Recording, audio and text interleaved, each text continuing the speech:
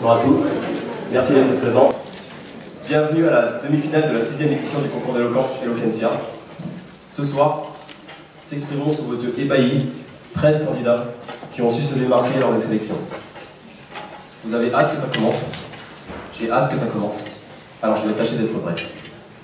Je tiens à remercier la PWC, notre sponsor officiel, qui nous permet chaque année d'organiser ce concours d'éloquence et de lui donner de plus en plus d'ampleur. Je tiens également à remercier tous les membres du pôle éloquence, Victor, Capucine, Tao et Pierre-Louis, qui ont su s'impliquer du début à la fin et montrer de l'abnégation.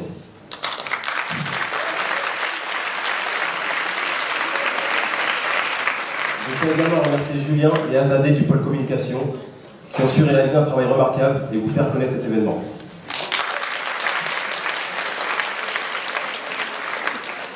Je remercie également Alban, notre président, qui est dehors avec les candidats et qui a su être présent du début à la fin. Enfin, je remercie tous les membres d'Isécoria qui ont su s'impliquer dans ce projet en donnant de leur temps pour être jury lors des qualifications. Et bien évidemment, je remercie l'administration de nous permettre d'organiser cette demi-finale ici même en Amphi Edith Nantes.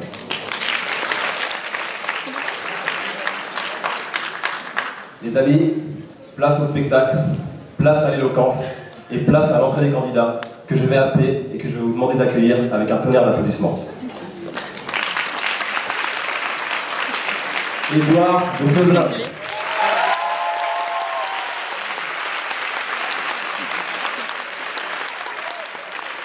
Clémence Fournier.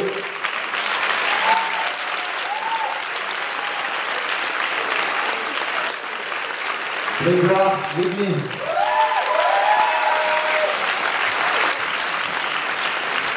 Jérémy Elzer.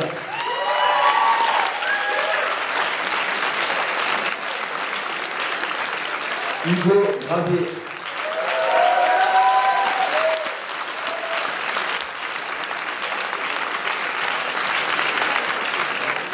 Alban de Bouche-Bouquet.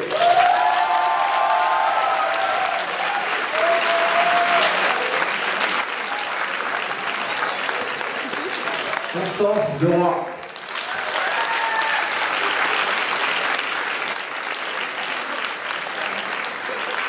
Paul Delaunay.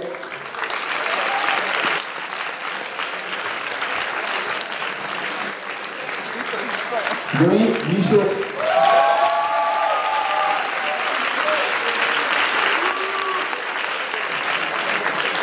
Richard Lounaev.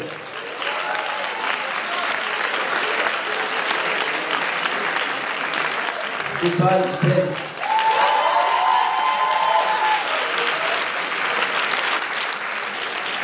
Nicolas Orliac.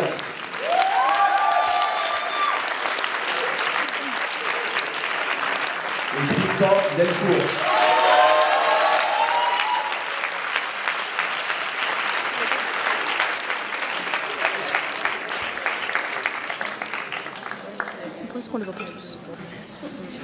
J'invite donc les candidats à prendre place et à aider Édouard de Saudelin à rester sur scène car c'est le premier à commencer.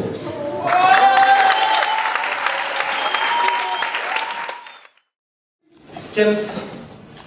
Oh si, t'as fait le signe comme ça. Bonsoir à vous, très chers membres du jury. Bonsoir à vous, chères étudiantes et chers étudiants.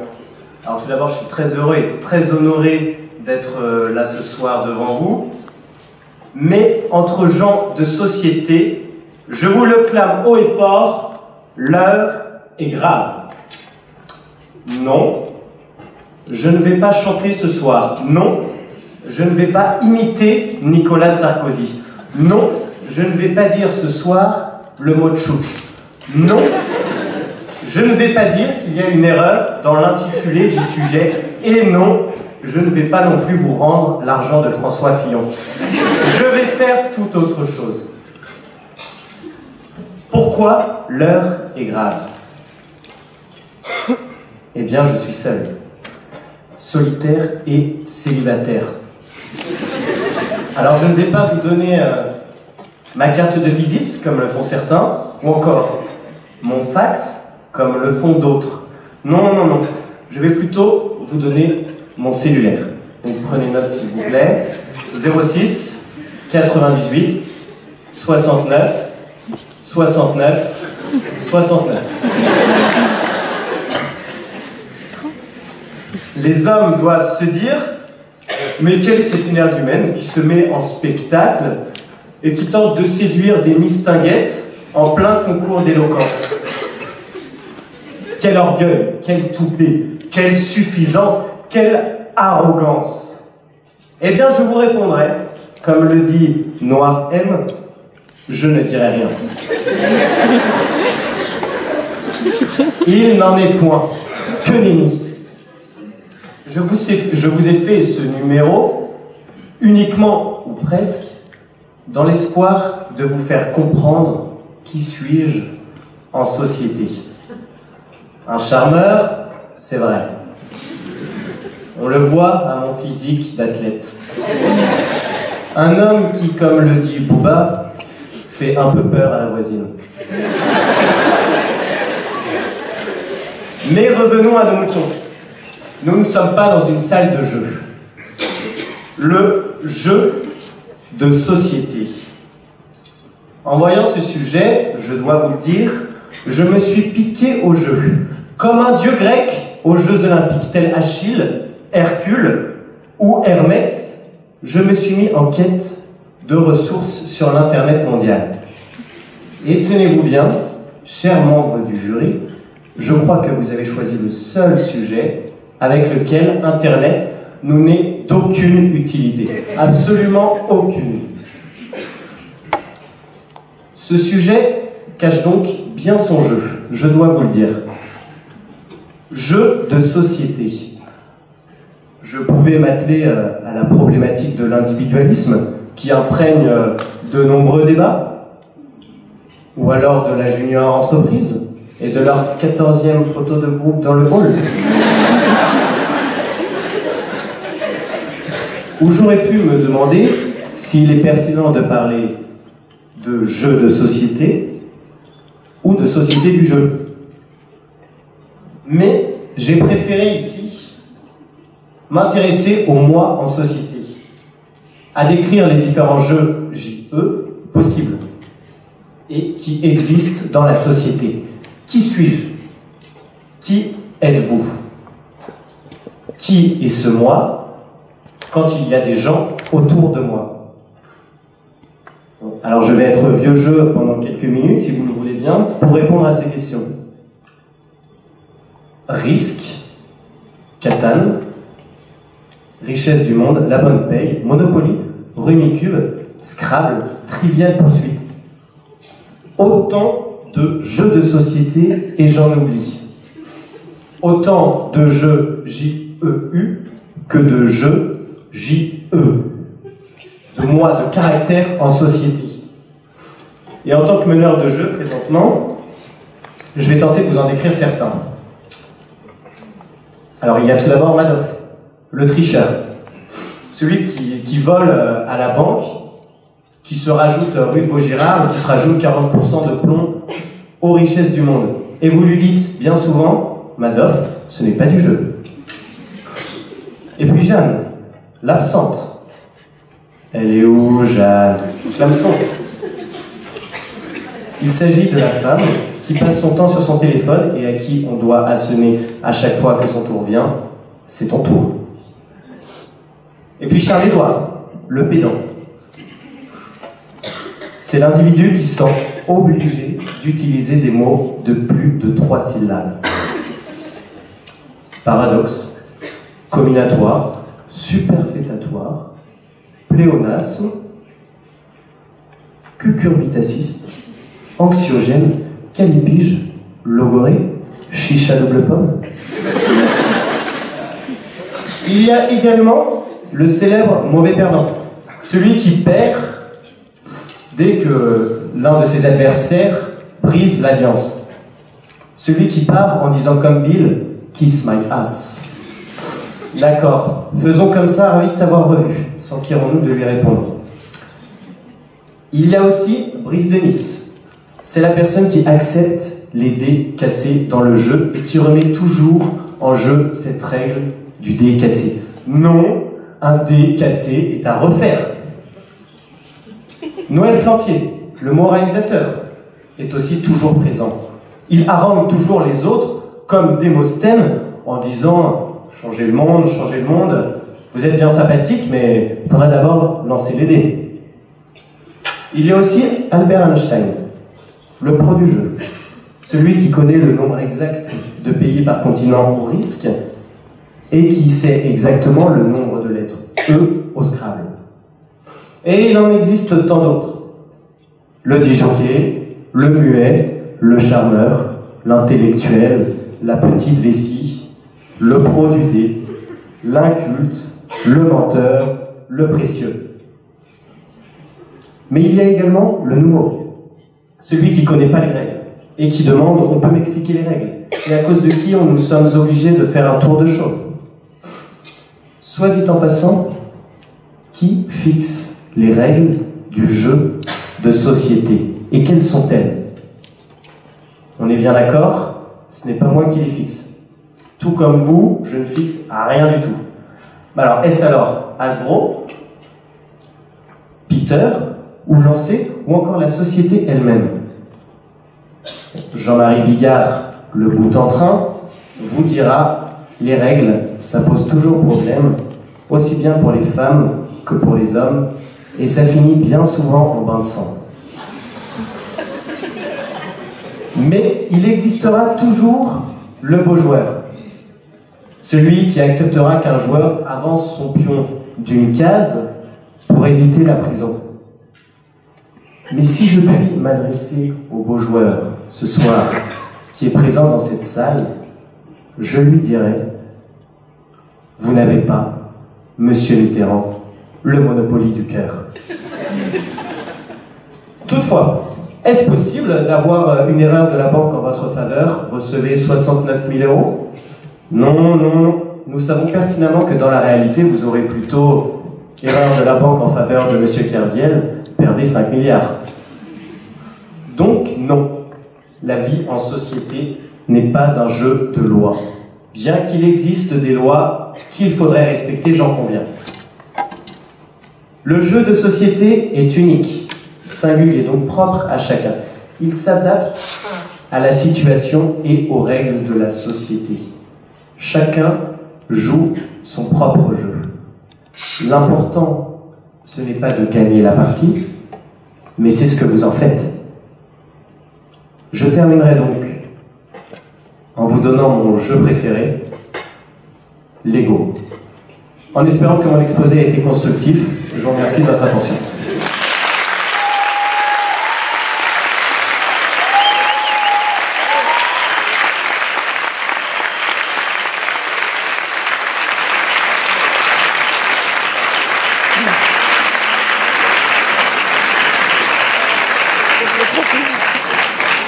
Je toque un petit zoom.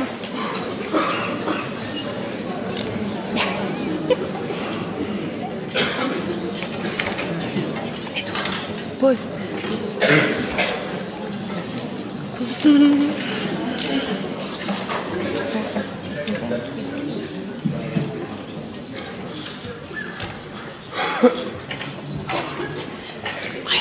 On échange après. Pourquoi? J'en ai marre de filmer. J'aime bien prendre des photos. Bon, vu que ton exposé est plutôt long, vous avez une seule question. Est-ce que tu considères que la vie est un jeu? Oui, tout à fait. Moi, je me considère comme un joueur. Et si vous voulez que je vous décrive quel joueur je suis, je me décrirais comme Vladimir Poutine. Je n'ai même pas besoin de jouer mes parties pour gagner.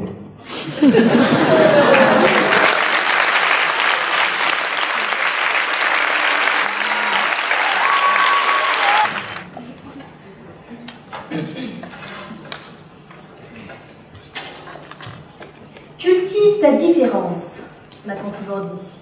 Sois toi-même et n'essaie pas de ressembler à quelqu'un que tu n'es pas. Ces phrases, je les ai entendues des centaines de fois sortir de la bouche de parents toujours trop fiers, impossibles à décevoir.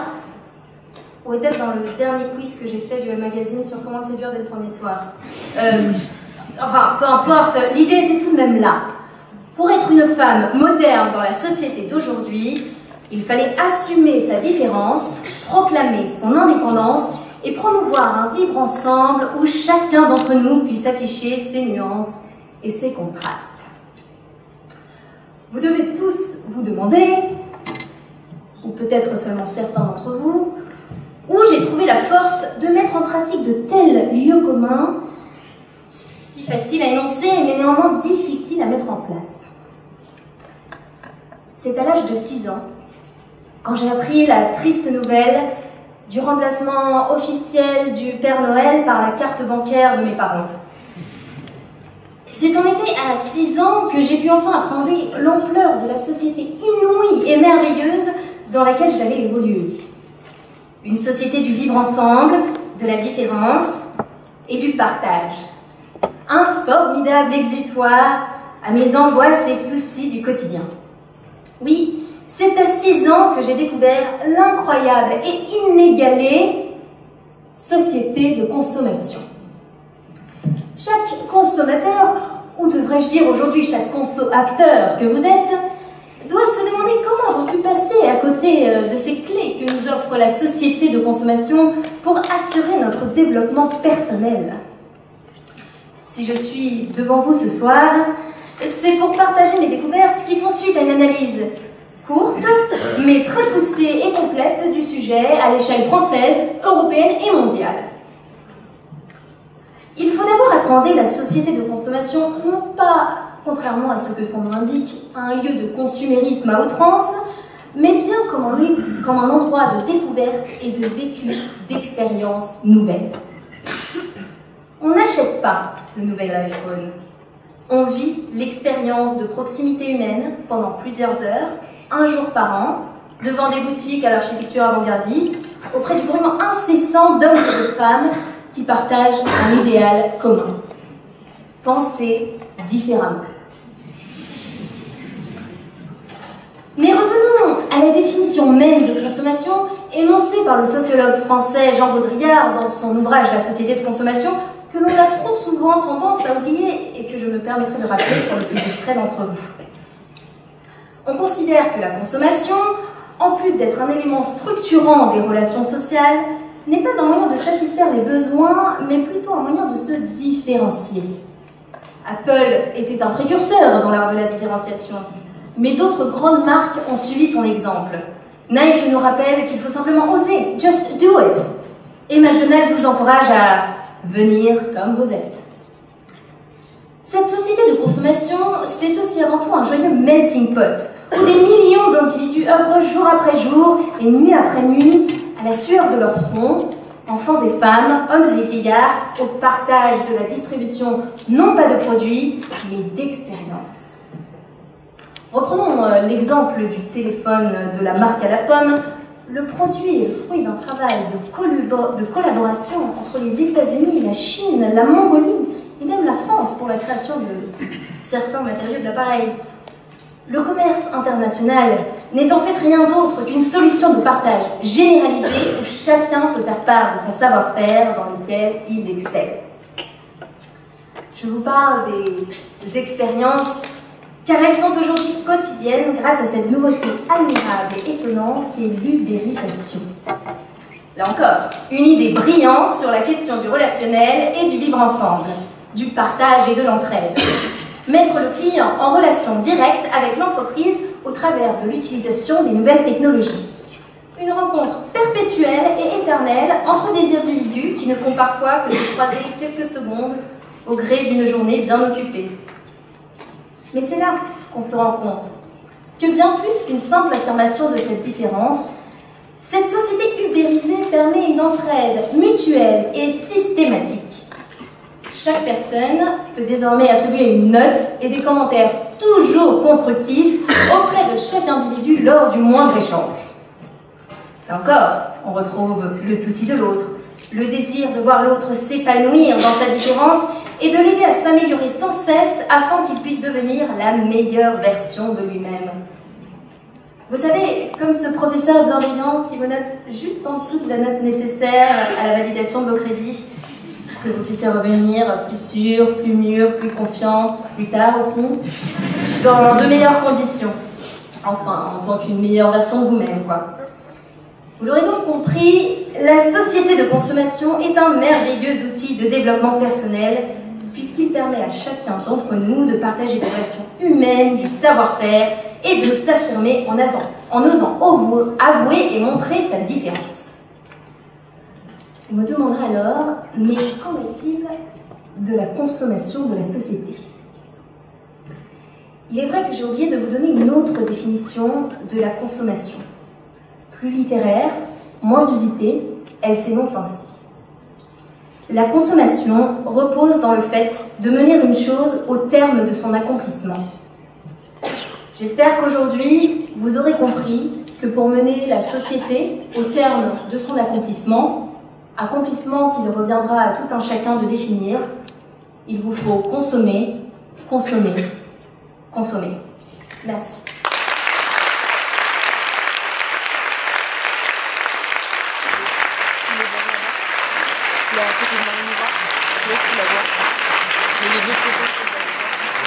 Ah, le strippé, c'est pas mal.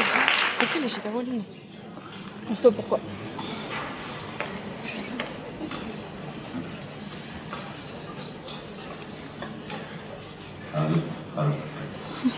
Merci pour ce discours. Moi j'ai une question, j'ai remarqué que tu avais parlé de la société de consommation pas forcément comme quelque chose de mal, alors que c'est vachement diabolisé à l'heure actuelle. Est-ce que tu ne penses pas que la société de consommation laisse quand même des gens de côté?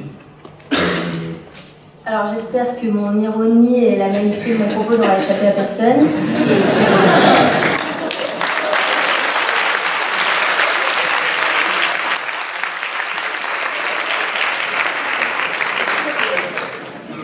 Mais je peux éventuellement refaire l'exposé. Non, évidemment, j'ai choisi... Enfin, vous m'avez donné un sujet digne du bac de terminale ES, et du coup, je me suis dit... Enfin, sans...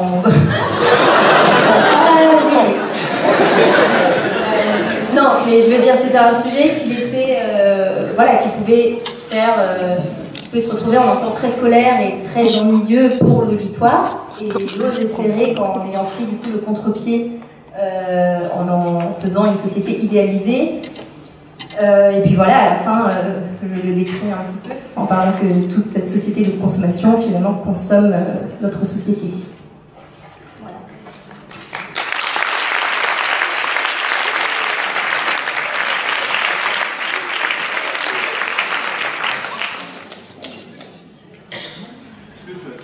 Est-ce que tu as quelque chose contre Tao?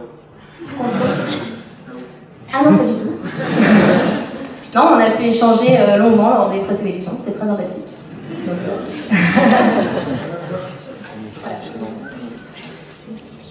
Merci beaucoup. Merci à vous.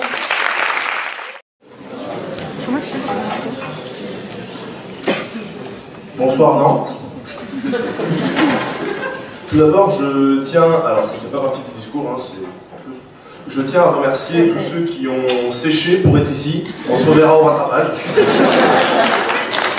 Non, ça me touche vraiment beaucoup. Et merci également à cette aimable et jolie Diségoria de m'avoir sélectionné pour cette belle demi-finale d'Eloquentia. Bien.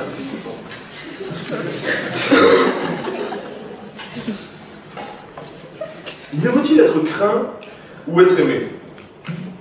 C'est le genre de question qui me garde éveillé la nuit. Ça et mon abonnement Netflix. Ça appartient à ces grands questionnements qui guident et animent l'homme depuis très longtemps déjà. Qui sommes-nous? Où allons-nous? Les humains qui boivent du Pepsi sont-ils vraiment des gens comme nous? Ça demande réflexion.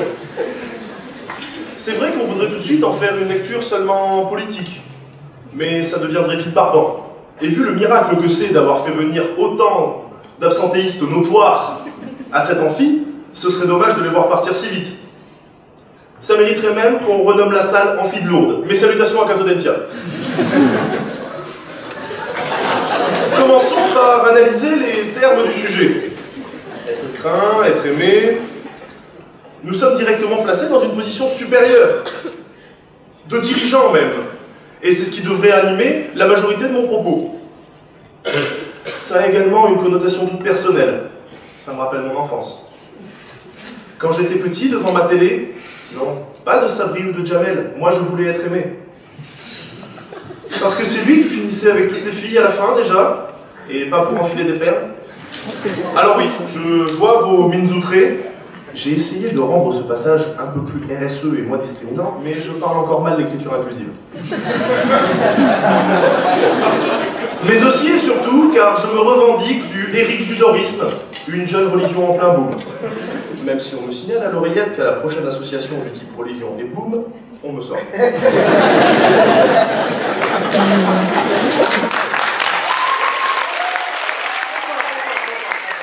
Je m'égare. Revenons à des références plus sérieuses, académiques.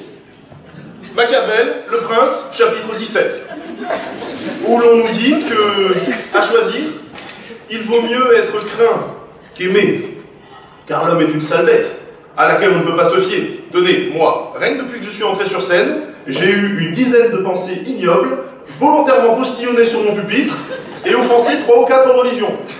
Alors c'est vous dire. Machiavel avait certainement raison. Pourquoi chercher à se faire aimer d'une telle crapule?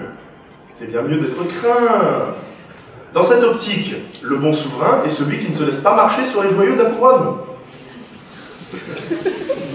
Et pour être honnête, entre vous et moi, au-delà de ça, bon ou mauvais, c'est quand même aussi un peu pour ça qu'on devient chef, non? Être craint. Non, parce que être aimé, l'amour, la paix, tout ça, c'est pour les lopettes.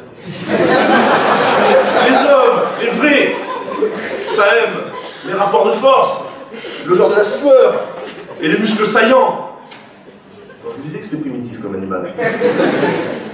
D'ailleurs, ça m'inspire quelque chose. L'un des meilleurs exemples, et qui se nomme Poutine, pas le plat, bien que lui aussi soit à la fois aimé des amateurs de gras et craint des diététiciens. Non, le dirigeant russe qui sera réélu à la fin du mois. Si je vous parle de bon exemple, ce n'est non pas tant parce que j'ai moyennement envie d'être retrouvé suicidé de 3 balles dans le dos, que parce que Poutine arrive à concilier le fait d'être aimé et d'être craint. Oui, croyez-le. En Russie, les jeunes portent des t-shirts Poutine. Les rappeurs font des chansons sur Poutine. Est-ce que vous savez quand c'était la dernière fois qu'un dirigeant a été aussi populaire en France? Non. C'est parce que je vous parle d'un temps que les moins de 60 ans ne peuvent pas connaître. Bon, alors, mieux vaut par contre ne pas trop chatouiller tonton Vladimir, il a le goulag facile. Enfin bref, nous avons trouvé la preuve que les deux n'étaient pas incompatibles. Problème réglé. Devenons tous des leaders autoritaires. Ah, et j'ai moi-même commencé à me sacrifier en ce sens, cette belle cause, celle des dirigeants tyranniques, en initiant le mouvement par ma pilosité faciale, digne du fils bâtard de Staline et José Bové.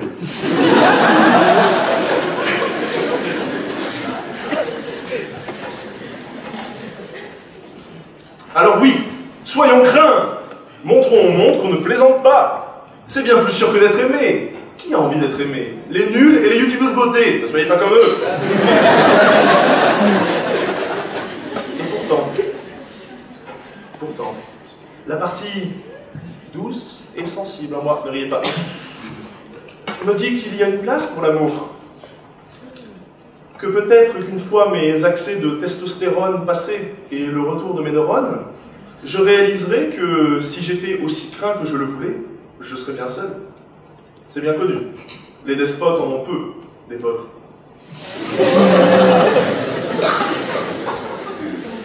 Regardez n'importe quel film ou série sur la mafia. Il y a toujours le don, le boss, qui est tellement craint par tout son entourage qu'il n'a aucune véritable relation de confiance. Et c'est ce qui précipite toujours sa chute. Bâtir une forteresse autour de lui le protège, certes, mais ça l'isole également. Être craint, c'est se rendre invulnérable, mais c'est également se couper du monde. Alors qu'être aimé, ce serait se rendre vulnérable, tendre l'autre joue, au lieu de casser des rotules. Aimer son prochain comme soi-même, mais pas trop quand même. Sur ces préceptes de paix et d'amour, des hommes ont bâti une religion. Et sur cette religion, ils ont bâti la civilisation occidentale. non sans asservir ou exterminer un peuple ou deux. Mais comme on dit dans nos régions, on ne fait pas d'omelette sans casser du païen.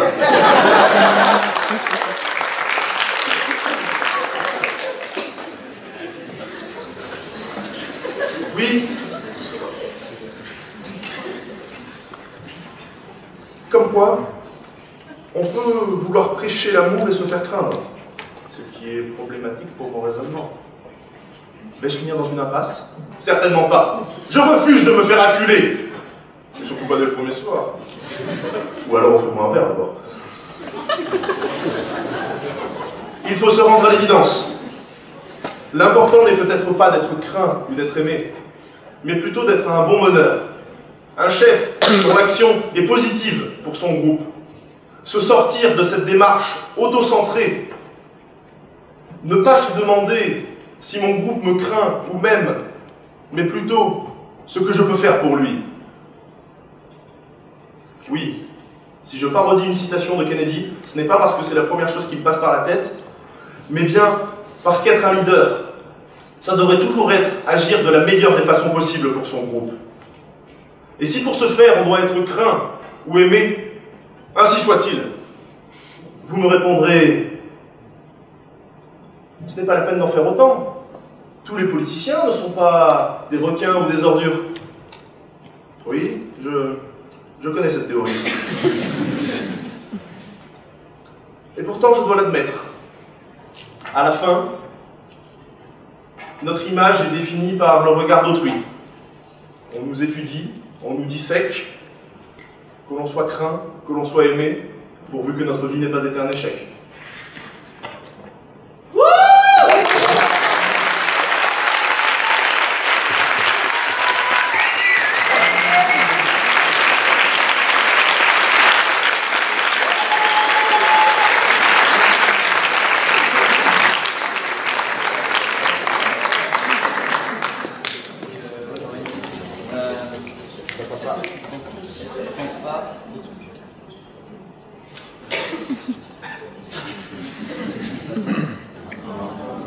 C'est bon. Est-ce que tu penses pas qu'on peut aimer quelqu'un qu'on craint? Ma foi, ça je pense que je l'ai un petit peu dit dans l'exemple du président actuel russe, parce que pour moi c'est une figure. Enfin, actuellement c'est vraiment la figure qui est à la fois crainte et aimée par son peuple. C'est-à-dire que tout le monde sait qu'il ne faut pas l'emmerder, mais en même temps on ne sait pas pourquoi il a 80% d'opinion positive. C'est un peu trop sérieux. Non, je vous ai trop fait rire.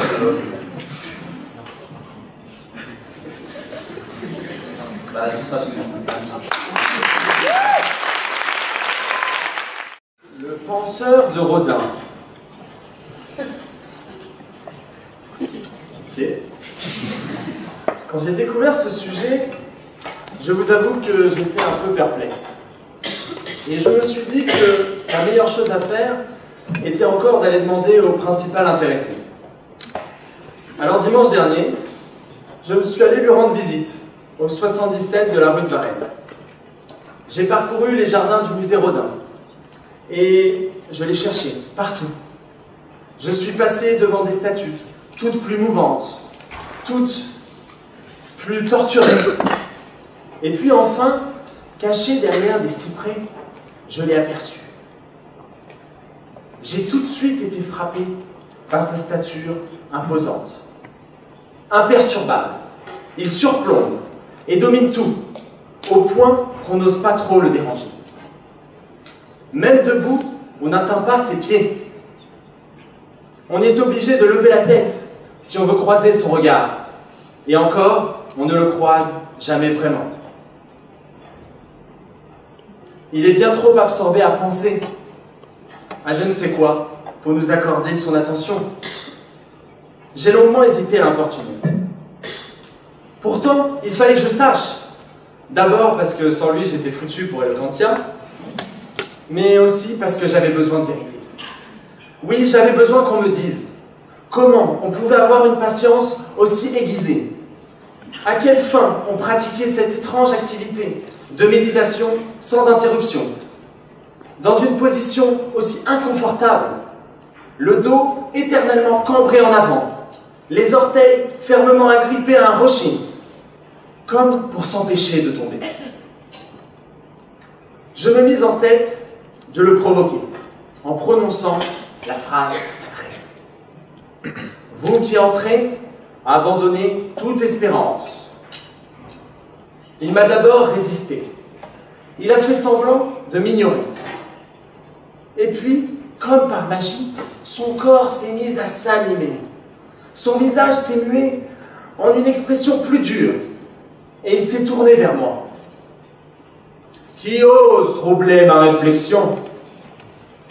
Un curieux qui a quelques questions à te poser. Tu peux poser toutes les questions que tu veux, petit homme, sauf une seule. Je m'enquille de la question interdite.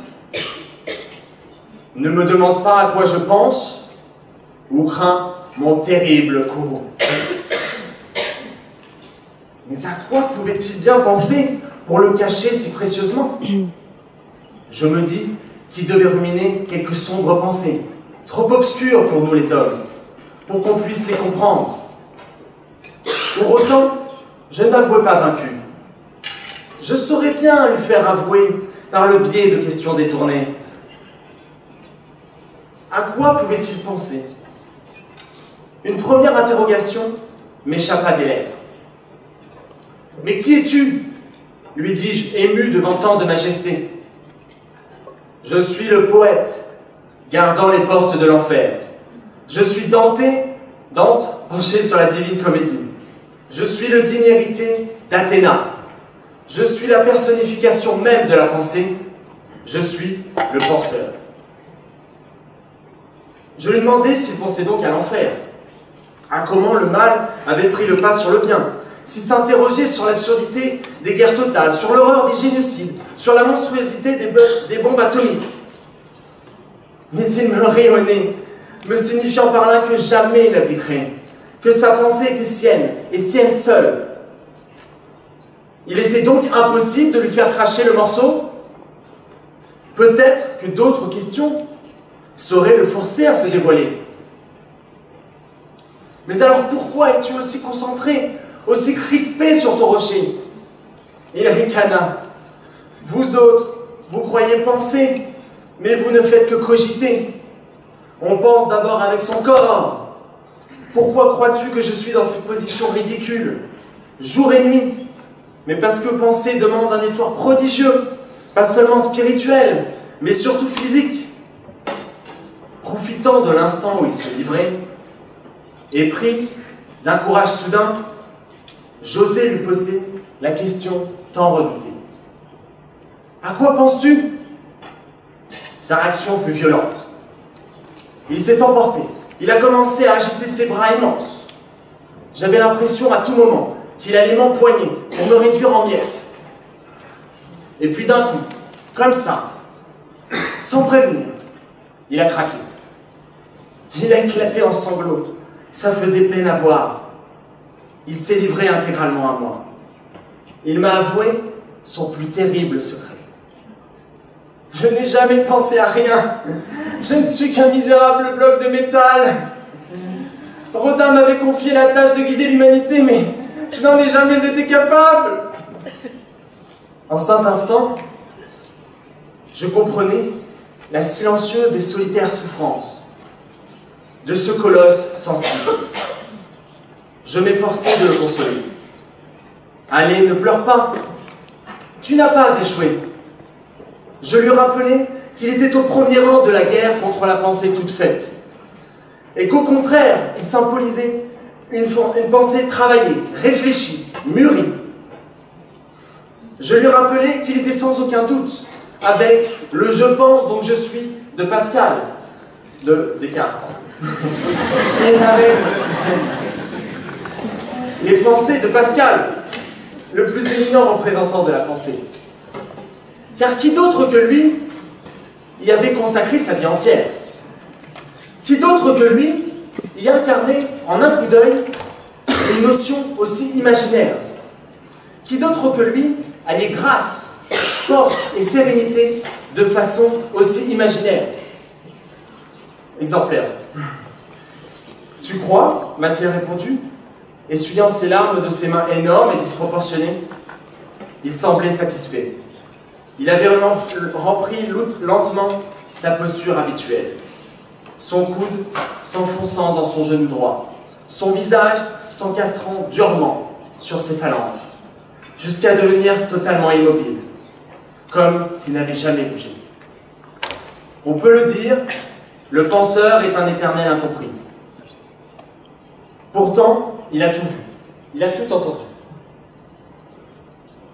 Il est condamné à prétendre qu'il médite sans cesse. C'est sa tragédie. Alors je vous le demande, à quoi bon savoir à quoi il pense? Le penseur, au fond, n'est qu'un idéal, un rêve, vers lequel tendre sans jamais vraiment pouvoir l'atteindre. Est-il là pour penser? Non, au contraire. Il est là pour que nous tous, nous pensions. Certains diront de lui que c'est un tricheur, d'autres un menteur, cherchant à dissimuler le vrai pour prêcher le faux, à se pâmer devant le monde entier afin de récolter les lauriers. Mais ça n'a aucune importance. Car nous tous, ici dans cette salle, nous connaissons les enjeux et nous savons la nécessité d'entretenir le mythe. Alors, chers amis, je vous demande de garder le secret. Chut.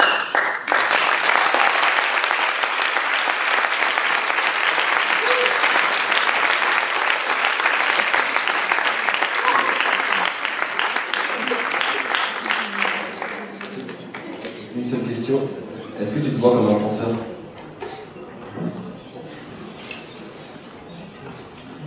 Je pense que j'essaie de penser. Et voilà, on voit bien qu'il ne suffit pas d'avoir seulement l'apparence du penseur pour être un penseur. Donc, j'aurais pas la prétention de dire que je suis un penseur, mais la pensée appartient à tout le monde. Donc, je me reconnaîtrais d'une certaine façon comme un penseur à mes heures, chez moi, tranquillement. Merci. Quel crédit accordé à son banquier? Mes chers camarades, je vous jure solennellement, mes intentions sont mauvaises. Aussi, permettez-moi d'introduire ce discours par les mots d'un grand homme, injustement bafoué par le destin, injustement renié par les Français, injustement trahi par un Brutus en costume de banquier. Mon véritable adversaire, il n'a pas de nom, il n'a pas de visage, il n'a pas de parti. Il ne présentera jamais sa candidature, il ne sera pas élu, et pourtant, il gouverne. Cet adversaire, c'est le monde de la finance. Méfiance et défiance, tel est le sort qu'on doit réserver aux banquiers. Nul crédit, nul répit. Il ne comprend que cette litanie. Crédit agricole, immobilier, livret A, livret B, PEA, PEL. JP, Stanley, Goldman, Barclay, voilà ceux qui enchaînent les hommes. Voilà ceux qui déchaînent les passions. Cher jury, je suis ravi que vous ayez suggéré dans votre sujet, qui soit dit en passant est un peu l'équivalent d'une partie de Jokari dans un champ de mine, le rapport du banquier à la confiance. Pour vous donner une petite idée de la répugnance qui me saisit à l'évocation de ce lien, permettez-moi de faire quelques comparaisons. Un crédit qui soit autre chose qu'immobilier est au banquier ce que la couenne est au jambon, ce que l'érotisme est à Pénélope Fillon, et ce que l'ambiance est à l'EM Lyon. Laissez le banquier jouer avec votre argent, lui accorder un crédit ou du crédit, c'est comme laisser Jean-Marc Morandini et Harvey Weinstein à la direction du casting des orphelins Baudelaire. Oh, bref, vous pouvez me comprendre en même temps. Le banquier ne capitalise pas vraiment sur son image, il est un peu le Fillon des métiers de la gestion. Il suffit de regarder les quelques films dédiés à la formation des banquiers en herbe pour comprendre qu'il se rapproche plus de l'animal que du conseiller patrimonial. Permettez-moi, chers camarades, de vous citer quelques verbatims qui vous donneront une idée du personnage auquel nous avons affaire. Tout d'abord, il faut des gars fauchés, futés, affamés, pas des romantiques. Tu perds un peu, tu gagnes un peu, mais tu te bats comme un dingue. Et si tu veux un ami, achète un chien. Vous aurez compris, le banquier est à l'image de nos partiels de marketing. Oui, lui aussi est un grand fan de la SPA. L'argent en soi n'est pas gagné ou perdu. Il est simplement transféré d'une poche à l'autre. Voilà tout. C'est un tour de magie. Bref, le banquier est taquin. Et enfin, une petite dernière pour la route. Sorte de confession avant béatification du banquier plein de culpabilité. Je cite. Oui, aujourd'hui je sais que le lancer de nain, c'est mal. Que c'est mal de partouzer avec des demi-mondaines. Et que c'est aussi mal de manipuler le cours des actions. Bref, on croirait entendre Kerviel sur les chemins de Compostelle. En soi, le banquier est la version 2.0 de l'étudiant en école de commerce. OB, peintes et murs deviendront afterwork, coke et Xanax. L'établissement de crédit n'est que la demeure de nos futurs délits. Sueur, aigreur, terreur, de votre argent, le banquier fait un tourbillon. Boursicotons pour le plaisir de boursicoter. De banquier, il devient gangster. Abus bancaire et flibusterie financière. Il tient plus d'Alexei Ivanovitch que de l'homo economicus. Perdu, abattu par le poids de sa propre logique, qui se débat de manière frénétique. Et on se répète sans cesse pour se rassurer que jusqu'ici tout va bien. Et ce qui est important, ce n'est pas la chute, c'est l'atterrissage. De plus, les grands argentiers ne sont pas des grands rêveurs. Ils sont traîtres, comme le laisse suggérer leur petite taille. Médiocres et sans grandeur d'âme. Ils font leurs petites affaires, avec leurs petits chapeaux, leurs petits manteaux, leurs petits autos. Pour le banquier, il n'y a que le monde présent, trop présent. Pour le banquier, l'avenir est provisionné, planifié, audité. Pour le banquier, l'amour est sans chaleur, sans passion, sans espoir, sans une caresse, sans tendresse. Pour citer Saint Paul, le banquier peut tout avoir. Il pourrait parler toutes les langues. Mais s'il n'a pas l'amour, il n'est rien.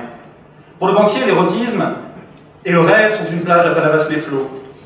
Mais pour vous, vous qui êtes doucement prisonnier du songe de cette petite crique en Grèce, où l'eau d'azur caresse d'un rythme lancinant le sable, les roches et les corps, où le zéphyr effleure délicatement les cheveux dorés de soleil de l'être aimé, où la seule sensation est ce doux frisson du temps qui passe lentement.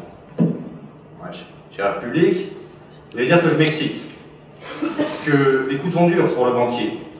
Vous pourriez me prendre pour un fanatique, un romantique, un des derniers de cette génération qui croyait en la générosité et en l'héroïsme. Soyez-en sûrs, j'aurais aimé le croire, mais malheureusement la vérité est tout autre. À défaut de faire une révolution, permettez-moi de vous faire une révélation. Je suis fauché, je suis à découvert. En fait, ça c'est le discours que j'aurais pu faire si l'abus de Grenade n'aurait pas fait exploser mes plans d'épargne. Rien n'a été épargné, c'était clairement la fête de trop. Je l'ai faite et ce jusqu'au fiasco. Il ne me reste plus qu'à aller jouer au piano et aspirer à avoir le bon tirage au loto, parce que sinon, de mes comptes de débit, il ne me restera que les dépits, et ma foi, je serais bien alors forcé d'accorder quelques crédits à mon ennemi. Bref, j'ai été attrapé par le manque d'argent. Il me rend fouine, il me fait faire des choses dont je n'ai pas conscience, me met hors de moi et me fait perdre confiance. Le bateau coule au rythme des agios. Et la Chine, sans le physique de Brad Pitt, je me trouve face à un choix cornélien. Soit une vie de labeur, mais sûre et sans empreinte. Soit la gloire, les paillettes, la dépense et la mort sur scène ou sur la barre de pole dance du petit marais. Oui, ça m'est arrivé, j'en ai encore des séquelles. Ava ou Pantagruel, cigale ou fourmi, DSK ou Vauquier, tel est mon destin. Alors, ce n'est pas aujourd'hui que je ferai mon credo du slogan de Fortunéo. J'aime ma banque n'est que le cri de l'amnésique qui a oublié quelle amante infidèle elle a été en 2011. Mais je peux au moins lui accorder mon ironie. Sur ce, cher public, j'espère que votre plaisir, votre désir et votre joie seront contents et non pas à crédit. Mais fait accompli, merci.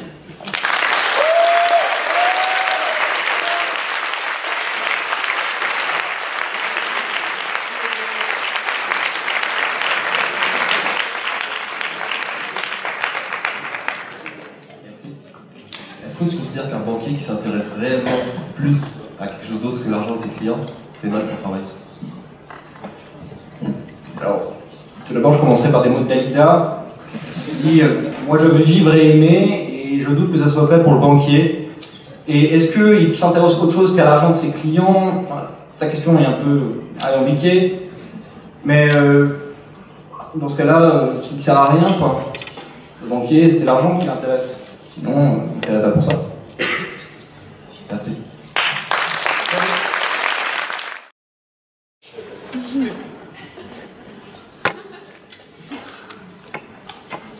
Jimi Hendrix, Janis Joplin, Kurt Cobain ou le Paris Saint-Germain en Ligue des Champions, les meilleurs ont trop souvent tendance à nous quitter les premiers. Que la théorie soit vérifiée, c'est une chose. Mais ce qui nous intéresse ce soir, c'est de savoir pourquoi. Pourquoi faut-il que les meilleurs nous quittent prématurément? En homme très pieux que je suis allé chercher la réponse dans les textes sacrés, qui nous enseignent une réponse assez intéressante. Un jour, une controverse éclata au paradis. Elle concernait la création d'une âme parfaite, si pure que certains anges ne voulaient pas la laisser descendre sur terre. Ils ne voulaient pas qu'elle soit salie par notre monde inférieur. Vous comprenez, un monde composé de guerre en série, touche pas à mon poste, le beurre doux, c'est pas possible. Et d'autres anges voulaient que cette âme descende. Elle comportait une telle aura divine, il fallait qu'elle vienne apporter sa lumière aux hommes. Il fallait qu'elle vienne montrer l'exemple. Imaginez ce que cette âme aurait pu devenir. Ça aurait pu être un sadiste qui aurait compris comment on se lave les cheveux, un recruteur qui ne commencerait pas ses mails par, malgré les qualités évidentes de votre candidature, ça pourrait être une go qui connaîtrait Charot.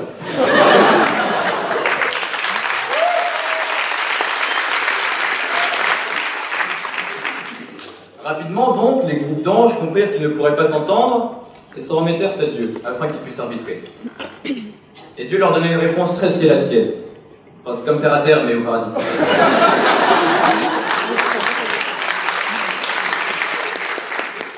Dieu leur dit: certes, il est triste de laisser une si belle âme descendre dans un monde si vide, mais telle est ma volonté. Car si j'ai créé les ténèbres, c'est bien pour qu'elles puissent être éclairées par une âme si lumineuse. Face à la déception des anges qui voulaient la conserver, il les assura néanmoins que cette âme ne resterait pas très longtemps sur terre, car elle est si pure et parfaite qu'elle remplira sa mission en un rien de temps. Qu'ainsi donc, elle reviendra parmi nous, et que nous pourrons en profiter au paradis. La Bible nous offre donc une première réponse au sujet. Les meilleurs partent les premiers, parce que Dieu ramène les meilleurs de ses enfants auprès de lui. Ce qui m'inspire deux réactions. La première, c'est que puisque nous faisons tous partie de ce monde, nous ne sommes pas les enfants chéris de notre Dieu, et c'est une peine que nous devons partager ensemble. Et la seconde est que je comprends bien Dieu, et que si moi-même j'étais amené à être Dieu, ce qui est une éventualité à prendre en considération, je ferais la même chose. Je tuerais Kanye West, je tuerais Kendrick Lamar, je m'organiserais un petit concert privé au paradis, le tout se terminera en pogo avec Marie, Joseph, Laine et le bœuf si l'envie leur en prend, et tout ça, on s'amuserait bien. Et je pense que c'est exactement ce qui a poussé Dieu à ramener auprès de lui prématurément Tupac ou Hendrix. Peut-être aussi ce qui l'a poussé à ne pas nous reprendre Nadine Morano, mais c'est un autre sujet. Cependant, passé cette considération sponsorisée par Cato Dencia, un contre-exemple me vient à l'idée. Pourquoi, par exemple, avoir tant attendu pour reprendre Nelson Mandela? Pourquoi cet homme, meilleur parmi les meilleurs, exemple même de la charité et du pardon envers ceux qui nous ont offensés, a-t-il dû agoniser si longtemps sur Terre? Pourquoi, alors que précisément sa mission était remplie, pourquoi a-t-il dû attendre si longtemps avant d'être rapatrié auprès de Dieu? Alors, à la lumière de cette incohérence, je commence à me dire peut-être que Dieu, finalement, ne maîtrise pas tout. Peut-être même d'ailleurs que certains génies prennent les devants sur leur destinée et sur la volonté divine. Si je reprends les premiers exemples, Hendrix meurt d'une overdose de médicaments, Joplin d'une overdose d'héroïne et Cobain se tire une balle. Qu'a fait Dieu dans tout ça? Rien. Il n'a aucune responsabilité pour cause. Tout cela était de pur génie. Et le génie est intrinsèquement habité par une pulsion de mort et d'autodestruction. Parce qu'il est animé par des projets, des idées, une créativité qui le dépasse et qui dépasse l'entendement, qui dépasse trop largement les bornes de notre monde fini. Alors lorsque le génie prend conscience de cette limite, il devient un génie maudit. Maudit de ne pas pouvoir mettre en place le projet de sa vie. C'est alors qu'en général s'invitent les excès en tout genre, la drogue en priorité. Précisément cette drogue qui leur permet de s'évader, de s'ébrouer dans ce monde qui est le leur, ce monde qui n'est pas le nôtre, les laisser exploser leur génie créatif. C'est souvent de ce malheur et de ces excès que viennent leurs morts subites. Et Dieu n'a rien à voir là-dedans. Dieu n'a rien à voir là-dedans parce que le génie a simplement traversé notre temporalité. Ce n'est qu'une étoile filante qui est passée et que nous regrettons aussitôt qu'elle ait disparu. Le fait qu'il meure jeune fait justement la limite de ce sujet. Regrettons-nous l'étoile filante parce qu'elle est filante ou parce qu'elle est partie trop tôt? Est-ce que finalement les meilleurs partent vraiment les premiers, ou est-ce que ce sont les premiers partis que nous y sont au rang de meilleurs? C'est cette voiture que, initialement, vous n'aurez pas achetée, mais qui, à l'instant où elle est vendue sous vos yeux, devient votre voiture idéale. C'est Michael Jackson qui, le jour de sa mort, quitte son costume d'accusé de viol et de pédophilie pour redevenir et reprendre sa couronne de roi de la pop. Nous sommes toujours traumatisés par les morts qui sont prématurées, parce que nous ne voulons pas les comprendre, nous ne voulons pas les entendre. Et de fait, qui oserait dire à l'enterrement de Charles Aznavour, petit ange parti trop tôt? En vérité, les premiers partis sont les premiers panthéonisés, du fait du tragique de leur histoire, et non pas de leur talent. L'ordre des disparitions n'a rien à voir avec votre valeur, car, et ne l'oubliez jamais, la mort est comme un eau d'ancien enobé. Elle ne sait pas toujours qui elle embrasse.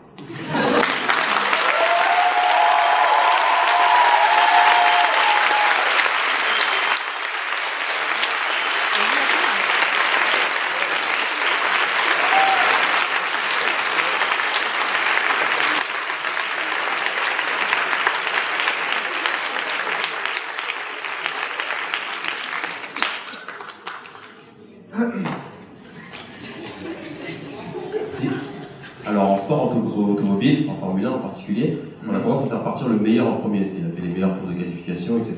Est-ce que tu penses que c'est pas un peu bizarre de faire partir en premier celui qui a le plus de chances de gagner pour le spectacle notamment? Parce que finalement c'est ça qu'on recherche en sport automobile. Je trouvais qu'il a fait une belle réponse, ta question est soudainement très chiante. Tout d'abord, si on reste sur un aspect uniquement sportif, c'est le règlement. Il a mérité de partir en premier parce qu'il a gagné les qualifications. Certes. Merci. Pour autant, certains auraient peut-être mérité de ne pas partir les premiers. Certains peut-être étaient très bons et nous ont quittés trop tôt. Peut-être pourrions-nous poser la question au petit Grégory, mais je pense que ça pourrait un peu choquer l'audience. C'est personnel. Merci.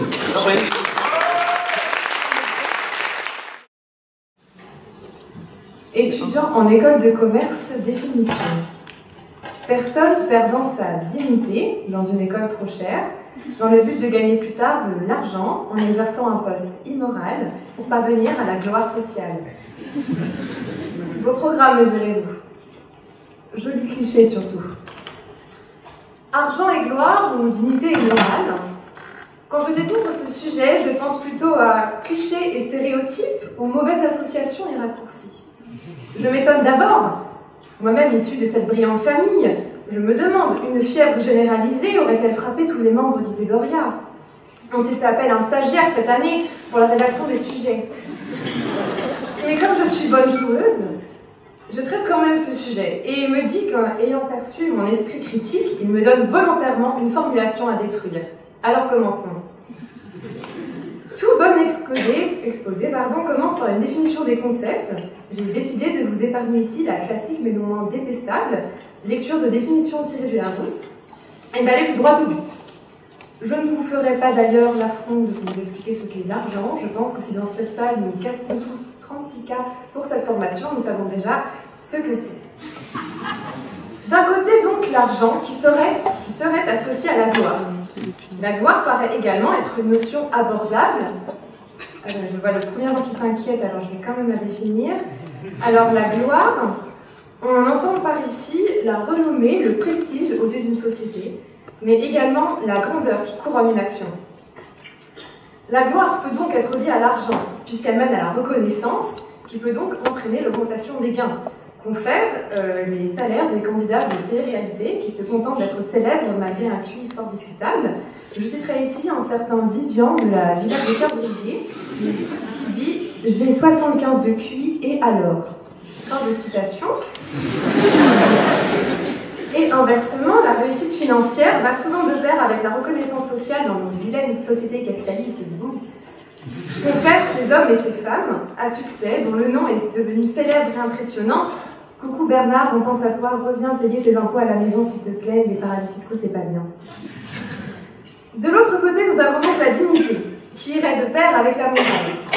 Dignité, noblesse des sentiments, empreinte de respectabilité et de valeur, semble au premier abord être un concept légèrement plus flou en école de commerce. Mais de même qu'il faut bien connaître son ennemi pour mieux le terrasser, j'estime que nous autres étudiants avons une vision très précise de la dignité puisque nous savons si bien expérimenter son contraire. Quant à la morale, ce sont tous ces principes de jugement, ces règles de conduite, érigées en doctrine personnelle ou collective, principes absolus pour certains, tuer quelqu'un c'est mal, relatifs en fonction des pays ou religions pour d'autres, coucher avec sa sœur ça dépend. Le moral n'est pas le légal, mais pourtant la morale juge, la morale réprouve, la morale dicte la conduite, et c'est au tribunal de la morale que sont examinés nos actes. Et on peut accepter facilement que le principe de dignité serait approuvé par cette même morale qui distingue le bien du mal. Mais le véritable enjeu de ce sujet est le suivant. On nous propose ici ces deux associations de concepts entre lesquels on devrait choisir. Ce serait argent versus dignité. Jolie opposition stéréotypée, le fameux tous pourris de nos amis zadistes. Allons, soyons un peu plus intelligents et tentons de ne pas faire un raccourci aussi crasse. Mais surtout, ô pernicieux concepteurs de ce sujet, les conjonctions et ou opposent des termes deux à deux et la sentence tombe comme une guillotine. On ne pourrait pas être moral tout en ayant de l'argent, on ne pourrait pas être glorieux si l'on choisit d'être digne. Voilà qui interpelle un esprit tant en soit politisé, le mien, le vôtre, qui ne peuvent pas se résoudre aux choix et aux contradictions proposées ici. Tout d'abord, l'opposition des couples argent-gloire versus morale-dignité est infondée. On pourrait ici assister à un débat de PMU entre des supporters de Ligue 1, lancé par ceux qui, ne parvenant pas à se démarquer par un Champions Project, critiquent la moralité du Paris Saint-Germain, la moralité de son argent, voulant ainsi rendre indigne sa position de leader. Jaloux, ils accusent le club germano-pratin d'avoir choisi l'argent et la gloire au mépris de la dignité et de la morale. Ce sont les mêmes qui n'hésitent pas à jouer les mauvais perdants à la limite du troll, à l'image de ce cher Jean-Michel Aulas, imbattable en la matière, n'hésitant pas à traiter les supporters stéphanois d'autistes sur Twitter. Pas très digne tout ça, Jean-Michel. Et à répondre aux critiques d'un journaliste du Forez en disant « Toi, retourne chez ta mère », fin de citation. Pas très moral tout ça, Jean-Michel. Mais alors, Jean-Michel, si tu n'as ni l'argent ni la gloire, ni même de dignité ni de morale, que te restera-t-il devant ton juge, je me le demande. Ainsi donc, cette opposition argent-gloire versus dignité morale a été inventée par ceux qui, jaloux de l'argent, de la gloire des autres, les targuent d'immoralité. Et j'utiliserai ici un contre-exemple très facile et extrême, prenant la personnalité la plus riche du monde, Bill Gates, et sa promesse de léguer 95% de sa fortune à la lutte contre les maladies et l'analphabétisme. Bon, ça c'était pour le passage RSE au Dancia 2020, rassurez-vous, ça va parler de cul bientôt. On peut donc être l'homme le plus riche de la planète et quand même avoir une conscience morale et pouvoir utiliser son argent à des fins dignes. C'est apparemment plus difficile quand on est l'homme le plus riche d'Italie, utilisant son argent pour payer des call girls mineures pour des soirées bunga bunga. Bref, ne nous écartons pas, Berlusconi n'est pas notre sujet. Par ailleurs, le sujet suggère surtout par ce chiasme arbitraire que l'argent est incompatible avec la morale et que la gloire est incompatible avec la dignité. Alors le chiasme, vous savez, ces trucs en croix là qu'on a appris au collège. Voilà.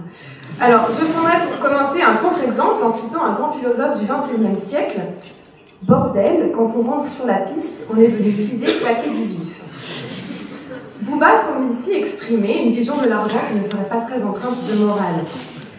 Mais puisque nous avons montré précédemment que argent et gloire pouvaient aller avec dignité et morale, il ne faut pas avoir réussi son concours et être entré à HEC pour en déduire que l'argent et la morale sont compatibles, ainsi que la dignité et la gloire. De manière plus pratique, nous l'avons déjà montré que l'on pouvait être riche et moral, je vous dis maintenant que l'on peut être digne et glorieux.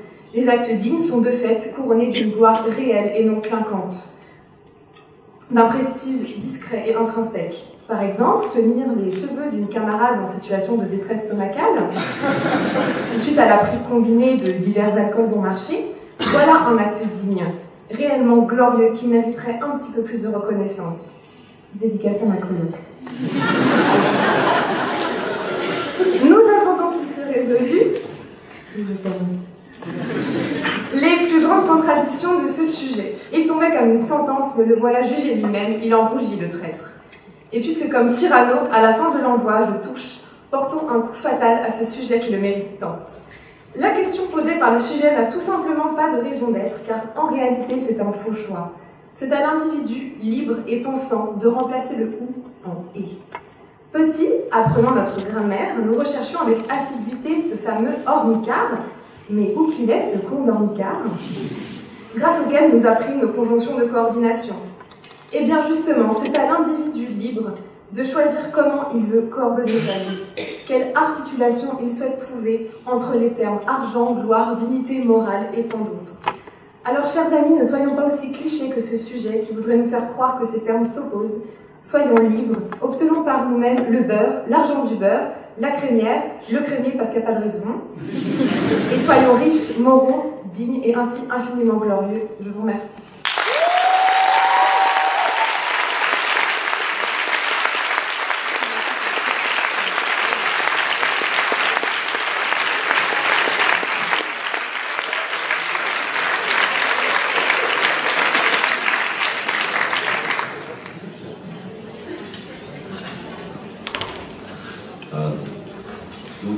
Comme tu l'as si bien dit, ce sujet se voulait manichéen. Donc on va rester dans cette veine-là. Tu as parlé de services qu'on pouvait octroyer, notamment des aides à d'autres êtres humains. Est-ce que tu penses que la dignité d'une action passe par son désintérêt?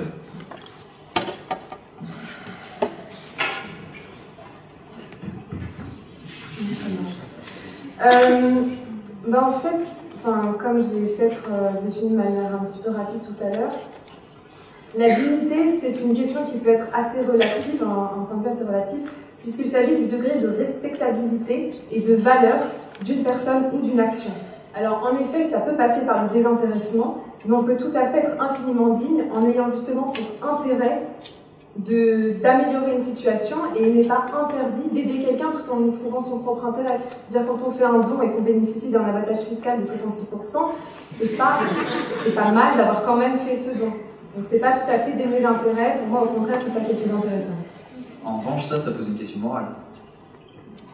Pardon? Parce que, on peut avoir un intérêt, donc, mais rester digne quand même, parce qu'on a des avantages fiscaux, etc. Là, pour le coup, ça pose une question morale. Et donc, dans le sujet, tu vois, ça... Alors, la morale, c'est la différenciation du bien et du mal. Je ne sais pas si je mérite les flammes de l'enfer, si je bénéficie d'un abattage fiscal en aidant les pauvres au Mali ou tout autre pays qui mérite d'aider les pauvres. En France, il y a plein de pauvres.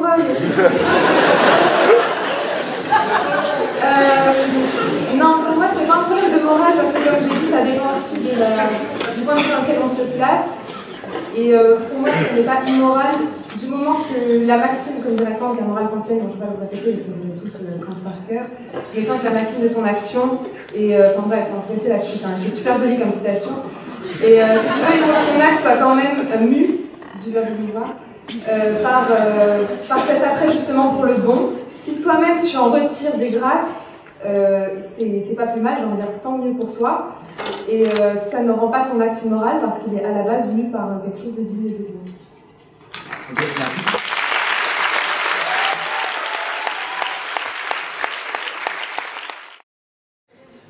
Le serpent doit-il se mordre la queue pour savoir qu'il en a une?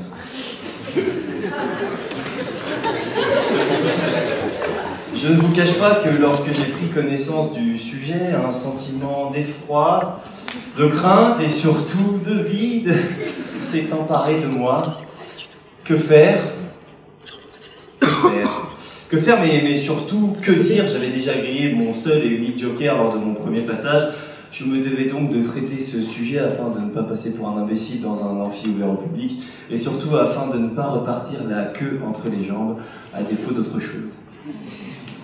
Il est de coutume de dire que lorsqu'un ancien meurt, une bibliothèque brûle.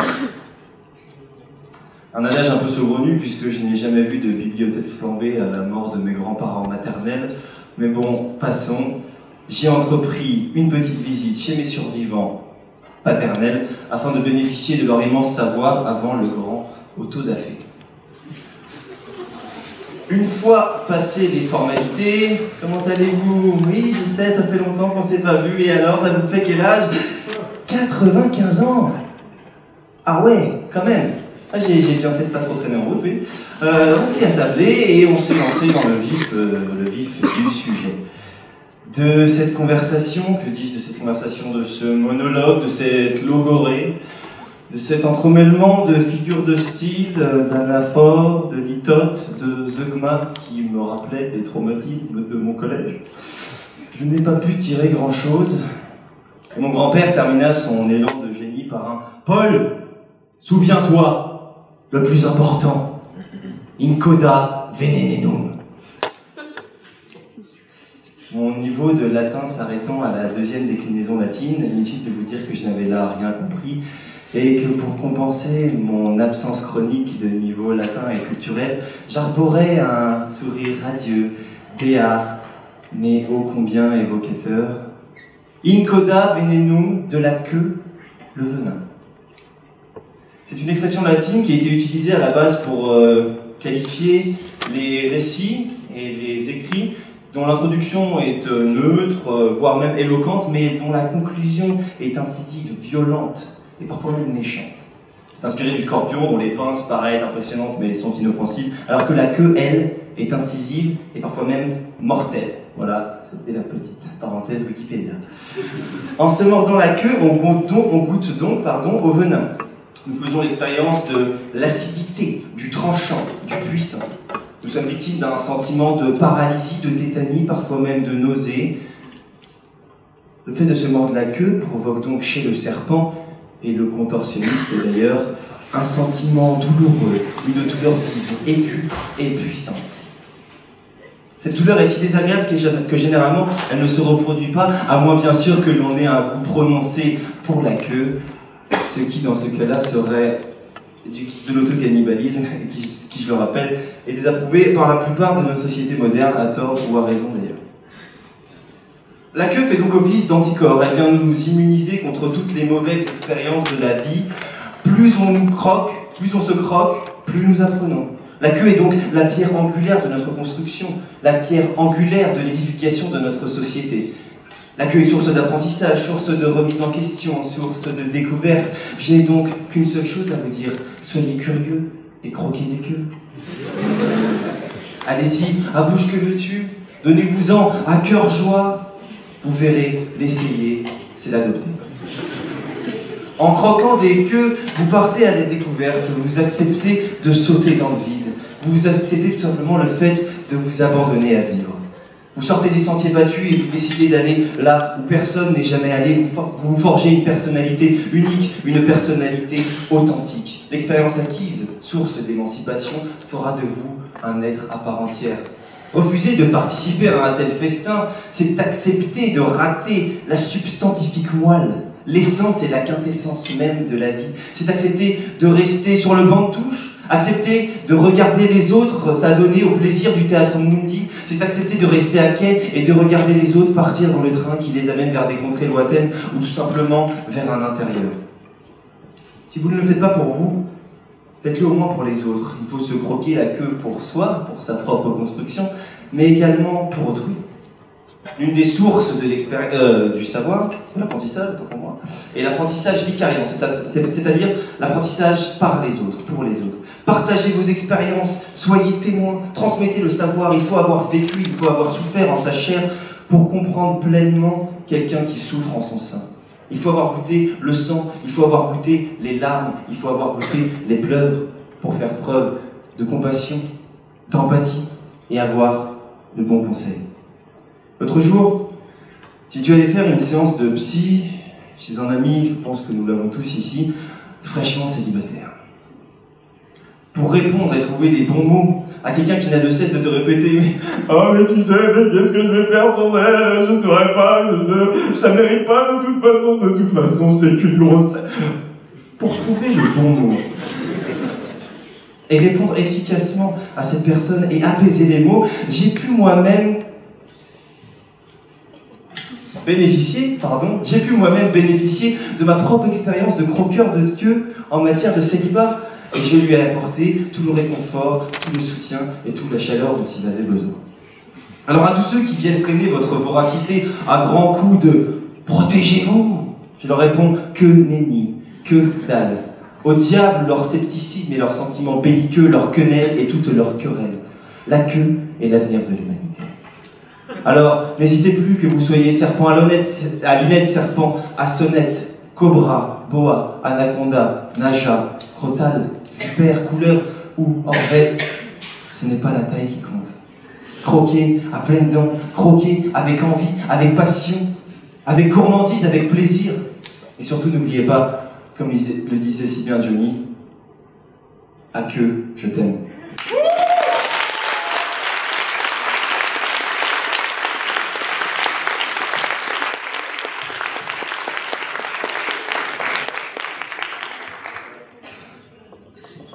Alors merci. On dit souvent qu'on va apprendre ses erreurs. Est-ce qu'au cours de ta vie, tu as déjà commis une erreur dont tu n'as rien appris? Je n'ai rien appris. Ouais, donc tu n'as rien tiré. Alors je ne vais pas tomber dans le bashing du jury comme l'ont fait mes camarades. Je pense que, en fait, c'est une bêtise humaine. Je pense que c'est plus de l'arrogance humaine de ne pas tirer des leçons de ses erreurs. Donc sûrement, oui, j'ai été bête, sûrement, oui, j'ai été arrogant, donc sûrement, je suis passé à côté de quelques leçons que la vie a bien voulu me donner. Et je pense que les calottes et les petites tapes derrière la tête ont tendance à faire du bien et ont tendance à faire grandir les gens, plutôt que de les abaisser. Et pour ça, ça demande de faire un examen sur soi-même et accepter tout simplement de s'être trompé, d'avoir fait des erreurs. Et là, voilà, on en revient à un débat philosophique ouais, voilà, c'est tout simplement accepter de se remettre en question, accepter de s'être trompé. Donc ça demande un examen personnel que tout le monde ne peut pas faire. D'accord, merci.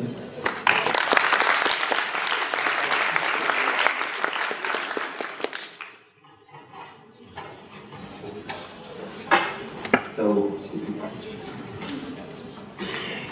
Donc tu as dit que se mordre la queue, c'était vivre, c'était apprendre des expériences. Est-ce que quelqu'un qui déciderait volontairement de ne pas se mordre la queue, il ne vivrait pas pleinement sa vie? Je pense que même si on n'a pas envie de se faire mordre la queue, on se mord la queue dans tous les cas. Ce n'est pas quelqu'un qui aujourd'hui, qui soit riche, glorieux ou quoi que ce soit, qui n'a jamais pris un moment attaqué par le recul. Donc non, je pense que ça arrive à tout le monde et ça vient souvent au moment où on se détend de moi. C'est ça qui est bien. Voilà, merci.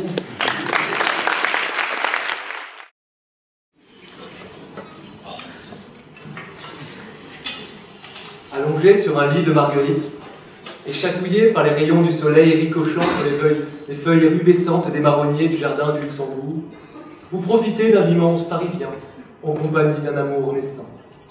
Longtemps esselée, cette femme vous observe, chaste et confiante, avec ce regard marqué des nombreux cabotages amoureux passés qui retrouvent enfin la promesse des grands voyages.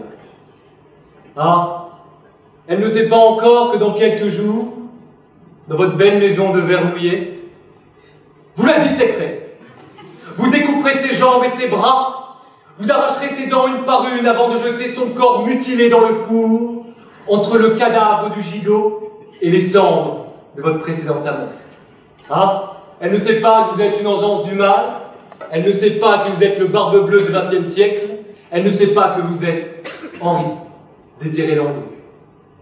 Alors, il est si facile de faire le mal?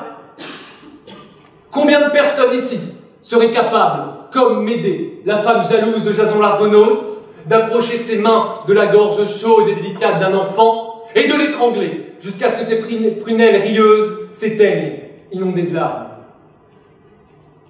Qui, ici, trouve qu'il est plus aisé de frapper, de torturer, d'abattre, de violer une femme, plutôt que de lui tendre la main? Qui, franchement, ici, préfère à la paume ouverte le poing serré? Personne. Personne ici n'est capable de perpétrer le mal plus facilement que le bien. Cet axiome est une imposture. Mais, certes, calmons-nous. Nous sommes quand même un peu capables du mal. Nous mentons parfois. Nous révélons des secrets de polichinelle. Nous nous gargarisons de petites tromperies et d'inconséquents adultères. Mais en réalité, je vous le dis, nous sommes face au mal tels des eunuques dans un harem. Capables de le comprendre, incapables d'en tirer jouissance. Car oui, la voilà, la mère vérité. C'est qu'il est facile de faire le mal. Ce n'est pas qu'il est si facile de faire le mal, mais qu'il est de bon ton de s'y laisser séduire. Car le bien, quand on y pense, quelle morosité! Qu'il paraît simple, qu'il paraît peu apte à contempler nos aspirations d'ambitieux impatients. Nous dédaignons facilement la figure de l'honnête homme, persuadés qu'une grande œuvre ne se fait jamais avec de grands sentiments. Mais comment ne pas voir que le bien est un élan sans commune mesure, et que même s'il est moins envoûtant, le bien est un terreau bien plus fertile que le mal pour y poser les graines de nos ambitions.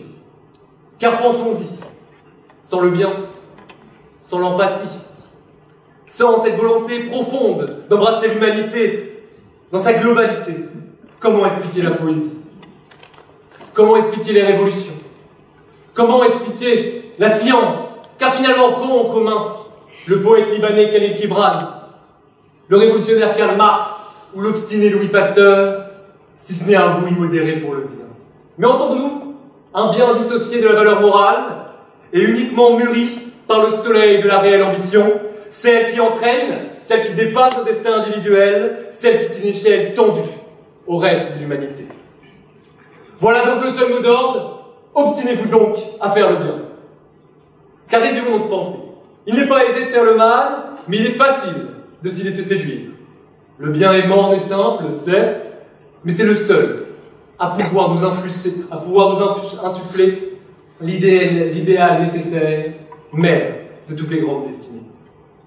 Et si, malgré cette logique assertion, vous vous évertuez à vouloir prendre le chemin hasardeux du mal, c'est que vous n'avez rien compris à la modernité. Car aujourd'hui, le bien a déjà gagné. Hier encore, nous étions déjà des agneaux, certes, doux, mais au moins avec des dents aiguisées. Nous étions capables de mentir au moins, de trahir, de tromper. Mais même ça, nous n'en sommes plus capables. Le monde est devenu un camp de concentration ouvert. Essayez de mentir, et en un clic, sur Google, la vérité se sait. Tentez de trahir un homme, et un enregistrement invisible vous écoute. Hasardez-vous à être volage, et en un instant, un snap de vos amis souriants séquestre vos histoires. Vous l'aurez compris donc, de gré ou de force, la question finale n'est donc plus se demander s'il faut faire le bien derrière l'apparente facilité du mal, mais plutôt pourquoi, alors que le mal n'a jamais été aussi séduisant, nous devons nous obstiner à faire le bien. Alors, pourquoi s'obstiner? Pour prouver notre liberté perdue? Par esprit de devoir? Par renoncement? Non. C'est que même si le mal est pour nous un voyage extatique, sensualité, ensemble poétique, et que parfois, si nous le préférons au bon Eumée, Porche d'Ulysse à la fade honnêteté, il ne faut pas oublier que le mal est un amant facile au ramage, qui vous séduit, magnifique vagabond, vous promet le pouvoir, et vous voilà, volontaire otage. Pourtant, avec lui, le destin est affécond. Et oui, c'est vrai que le bien n'a pas belle figure, et que s'il est simple, il n'est pourtant pas facile. Sa route est morne, mais elle est sûre, c'est là, c'est sa fossile. Alors mes amis, ne mésestimez pas l'aura du bien, sous prétexte de son charme peu baudelairien, ou vous tomberez dans le piège de notre époque, qui cherche à détourner les hommes par d'inutiles soliloques.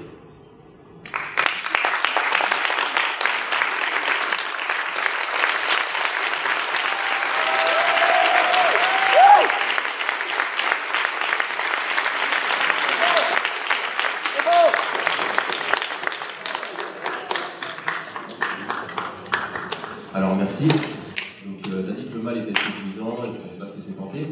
Est-ce que personne. Tu as dit que le mal, excuse-moi, tu as dit que le mal était séduisant et qu'il ne fallait pas se laisser tenter.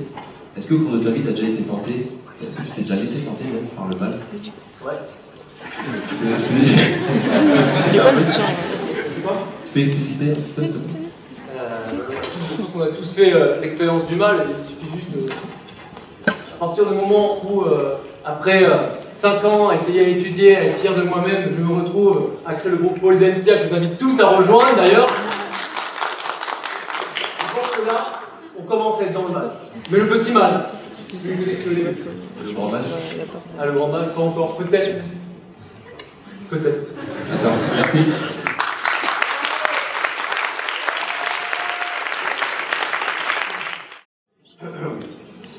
Avant de commencer, j'aimerais te dire, Grégoire, que la moustache de Staline n'est plus à la mode et que l'âme slave, la vraie, porte la barbe.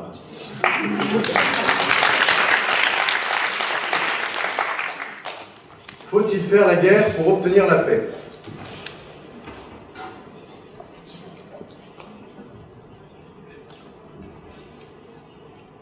Monsieur le Président, je vous fais une lettre que vous lirez peut-être, si vous avez le temps. Je viens de recevoir mes papiers militaires pour partir à la guerre avant mercredi soir. Monsieur le Président, je ne veux pas la faire. Je ne suis pas sur terre pour tuer de pauvres gens. Boris Vian a publié sa chanson Le Déserteur en 1954, à la fin de la guerre d'Indochine. Le Vietnam, le Laos et le Cambodge deviennent indépendants. Puis, en novembre 1954, la Toussaint Rouge marque le début de la guerre d'Algérie. Je dis merci, oui, merci Wikipédia. Plus sérieusement, je citerai « La paix, on la préfère. On a connu la guerre de PNL. » Et je me demande donc s'il est légitime de se poser la question de savoir s'il faut faire la paix pour obtenir la guerre quand on n'a rien vécu. Quand on est de cette génération qui se plaint de ne pas avoir de connexion Internet et se plaint de ne pouvoir s'orienter sans GPS. Quand on est de cette génération qui ne vit que d'alcool et de fesses, de fêtes et d'allégresse, et se plaint d'aller au rattrapage alors qu'elle n'a rien fait pour éviter cela. A-t-elle le droit de donner son avis sur la question? Est-elle apte à dire « Oui, il faut faire la guerre » ou « Non, il faut faire la paix » nous qui n'avons rien vécu. Enfin, allez savoir ce que les caissières de Auchan, les fermiers dans leurs champs, les hommes qui boivent aux dames, mais les marins d'Amsterdam ont à faire avec une guerre. La seule chose qu'ils veulent, c'est qu'on leur foute la paix. Moi aussi d'ailleurs. Foutez-moi la paix, à vouloir me faire dire des choses que je n'ai pas vécues, à vouloir me faire banaliser une question sacrée par la mort, et à vouloir que je vous réponde.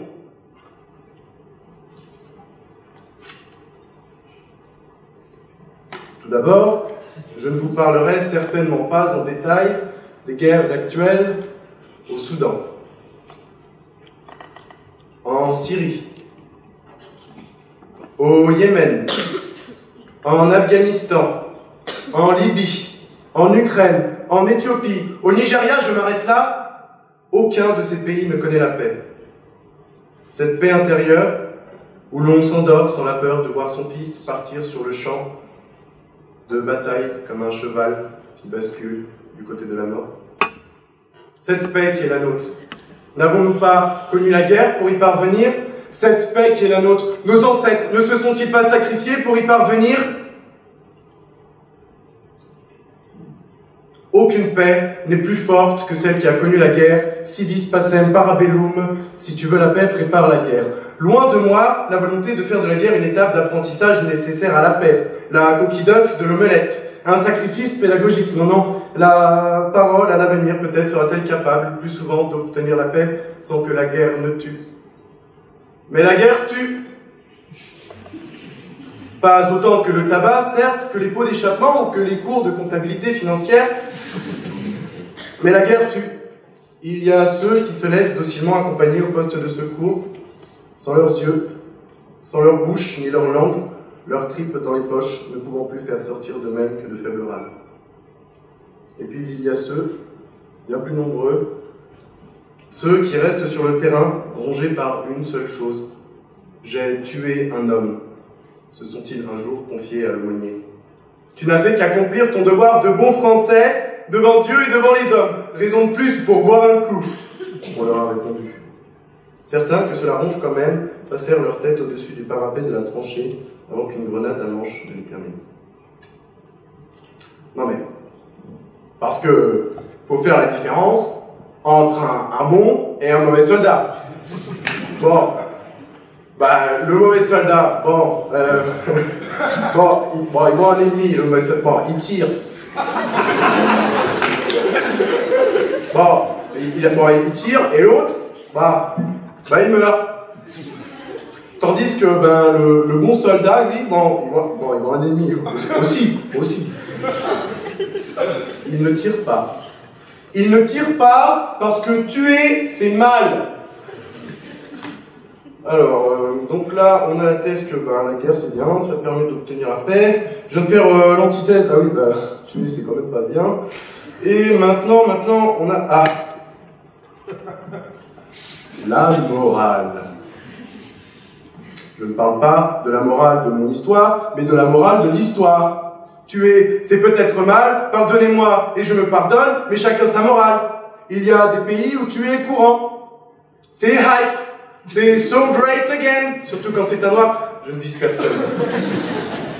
Nous n'avons simplement pas tous été bercés par les mêmes fables. Les nazis, en avaient-ils à exterminer des hommes de la morale? En avaient-ils? Les Grecs, ayant condamné Socrate à mort, de la morale, en avait-il? Ponce Pilate, bon Dieu, de la morale, en avait-il seulement? Bien sûr que oui, qu'ils en avaient une de morale. Et c'est d'ailleurs cette même morale qui les a poussés à commettre ce que vous considérez tous comme les pires atrocités. La question de faire la guerre pour la paix est cruellement simplificatrice, réductrice et presque mensongère. La guerre, la paix sont deux choses qui dépendent cruellement du contexte pour pouvoir construire quelconque réponse qui soit, sans brusquer les uns et leurs stupides, hypocrites, politiquement corrects et tous les codes moraux qui en découlent, ni les autres qui, moins hypocrites, sont incapables de parole et pour qui la guerre est la seule solution. Ma réponse à moi, je l'ai commencée au début de ce discours, mais vous ne m'avez pas laissé terminer. Ma réponse à moi, elle est de Boris Vian, Monsieur le Président. C'est pas pour vous fâcher. Il faut que je vous dise. Ma décision est prise. Je m'en vais déserter. Si vous me poursuivez, prévenez vos gendarmes que je n'aurai pas d'armes et qu'ils pourront tirer.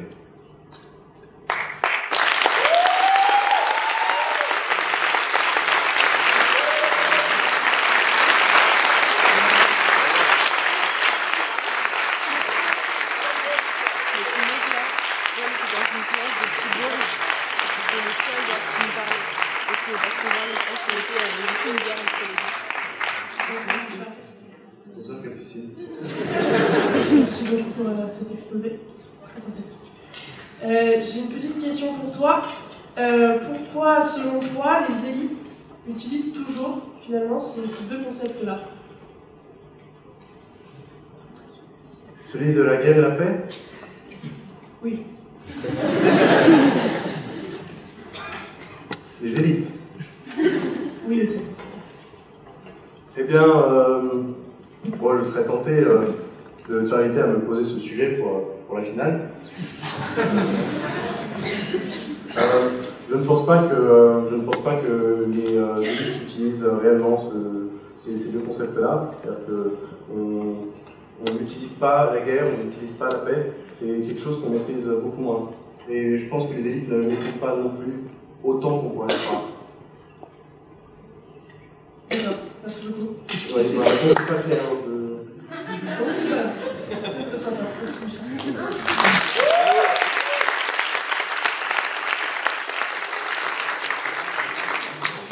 On va poser une seule question. Et du coup, on va appeler Stéphane Face. Voilà. Oui. Ça prend plus peur de vivre que de mourir. Quand je me pose cette question, je pense avec émotion et nostalgie à une personnalité qui, indéniablement, n'avait pas peur de vivre. une icône de la culture française, une légende qu'on avait presque déifiée, si bien qu'on l'a pensée si mortelle. Je parle bien sûr de Johnny Hallyday. Johnny croquait la vie. Johnny était infatigable. Johnny était indémodable. Et pourtant, même Johnny aurait certainement eu peur de mourir s'il avait su le bazar qu'il allait laisser derrière lui avec son héritage. Quelle idée en effet de se dire qu'on pourrait plus craindre la vie que la mort. Ne dit-on pas que la vie est un long fleuve tranquille? Moi par exemple, j'ai peur de rien. La preuve, beaucoup de gens disent de moi que je suis un brave type. Comme Johnny, je croque la vie. Anatole France disait justement, il faut vivre la vie en dévorant la vie. Non, vraiment, je suis d'un optimisme et d'un enthousiasme inégalable. Le seul qui n'est pas d'accord avec moi, c'est mon psy. Oui, mon psy pense que j'ai peur de vivre parce que je suis atteint de pensées catastrophistes. Vous savez, c'est ce genre de pensée où vous avez tendance à voir des conséquences désastreuses dans tous les événements. Moi, par exemple, j'ai toujours pas réalisé mon stage à l'étranger, du coup, je n'imagine pas diplômé avant 2030. Quand j'ai des pensées catastrophistes comme ça, je me rends au cinéma pour m'évader, ça me fait du bien. Alors l'autre jour, je me suis rendu au cinématographe à Nantes et j'ai vu un film espagnol de Carlos Saura, Vivre vite. Dans ce film, un groupe de jeunes s'attendent des braquages toujours plus risqués. Ils se sentent le besoin de vivre vite car la mort est toujours plus imminente à chaque tentative. Mais cette mort, ils ne la craignent pas. Cette mort, ils l'embrassent même. Mais alors je me dis, ne pas craindre la mort, cela ne veut-il pas dire dans un sens qu'on refuse la vie, qu'on refuse ses responsabilités? Suicidez-vous jeune, disaient des proches, vous pourrez alors profiter de la mort. Et je les comprends. Ces jeunes, en réalité, ils n'ont pas peur de vivre, ils ont plutôt peur de vieillir. Je sais de quoi je parle. J'ai quitté Nantes seulement 1 an pour faire mon année de césure. Je ne me suis jamais senti aussi vieux qu'à mon retour. J'ai découvert que le mythe du 3A aigri, eh bien, n'était pas un mythe. En plus, tout a changé dans la ville, je ne reconnais rien. Rendez-vous compte, il y a maintenant 2 pit-à-pit à Nantes. J'ai même cru que la ville avait enfin été rattachée à la Bretagne, maintenant que les noms de rues sont écrits en breton. Et même à l'école, je ne reconnais plus rien. Il paraît que les hallucinés sont devenus les GIs maintenant. Pour ne rien rajouter à mon sentiment de vieillesse, un ami me disait l'autre jour « Ah, il paraît que tu es de retour à Eloquentia, tu fais un peu un comeback à la Berlusconi. » Mais heureusement, Audencia est là pour me rassurer. Audencia me dit « Never stop daring. » Oui, ne jamais cesser d'oser. D'oser vivre donc, malgré cette peur de vieillir. Elle est là l'ironie. On ne veut pas vieillir, mais on veut vivre longtemps. Mais toute chose qui dure prend quand même fin, un jour ou l'autre. Ce qui nous amène à parler de la mort et de la peur de la mort. Je ne sais pas vous, mais moi j'ai l'impression qu'on passe notre vie à préparer notre mort. On souscrit à des assurances, on écrit des testaments. Mais c'est quoi au juste cette peur de la mort? Est-ce une peur de ne pas avoir de seconde chance? En effet, comme le dit Victor Hugo, YOLO. Mais ne vit-on vraiment qu'une fois? Une petite musique vient dans ma tête, celle de Nancy Sinatra, You Only Live Twice. Mais alors, d'où vient cette seconde chance qu'on nous propose, cette deuxième vie, cette seconde opportunité? Comment l'obtenir? Il est vrai que dans ma jeunesse, j'ai entendu beaucoup de mythes stupéfiants, comme le mythe de Shambhala. Vous savez, ce lieu qui se trouverait au Tibet oriental et qui serait certainement une voie d'accession à la résurrection. Alors, comme j'ai un esprit aventurier, j'ai décidé de partir en quête de Shambhala. 2 jours plus tard, j'ai eu la flemme. Alors je me suis plutôt rendu au 64 rue de la Bottière, qui se trouve être le centre bouddhiste de Nantes. Là-bas, j'ai découvert le principe de réincarnation, que l'on pouvait atteindre moyennant quelques heures de méditation. Cette entreprise me paraissait beaucoup moins risquée, j'ai donc opté pour ceci. Cependant, je me suis posé et j'ai réfléchi. À quoi bon vivre éternellement en tortue si c'est pour voir 10 fois mourir son ami le lièvre?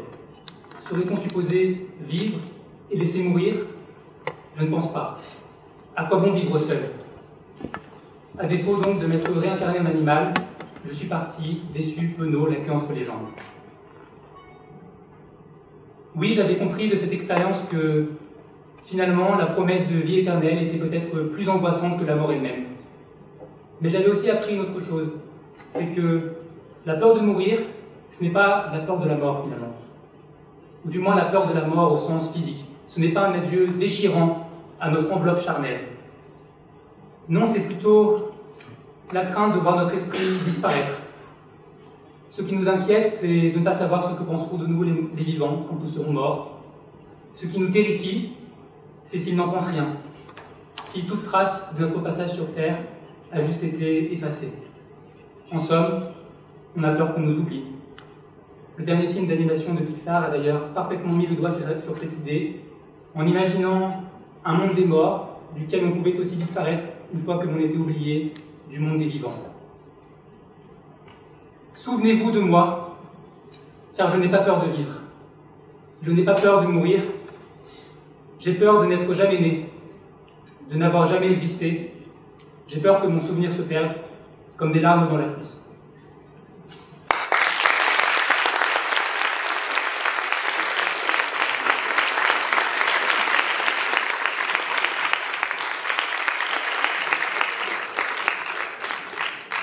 Merci.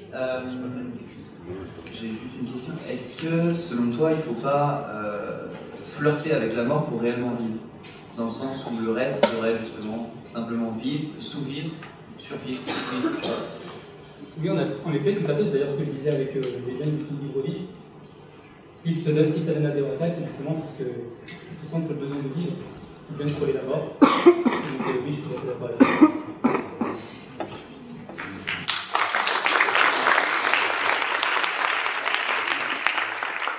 Merci beaucoup.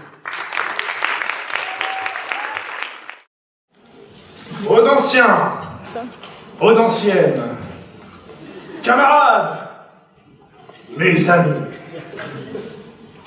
depuis le début de cette campagne présidentielle, vous avez entendu que mon nom a été traîné dans la boue. Les raconteurs des journaux de bas étage se sont transformés en agitateurs d'une cabale à mon encontre. Dans le canard enchaîné, dans le pachyderme constipé, on m'attaque.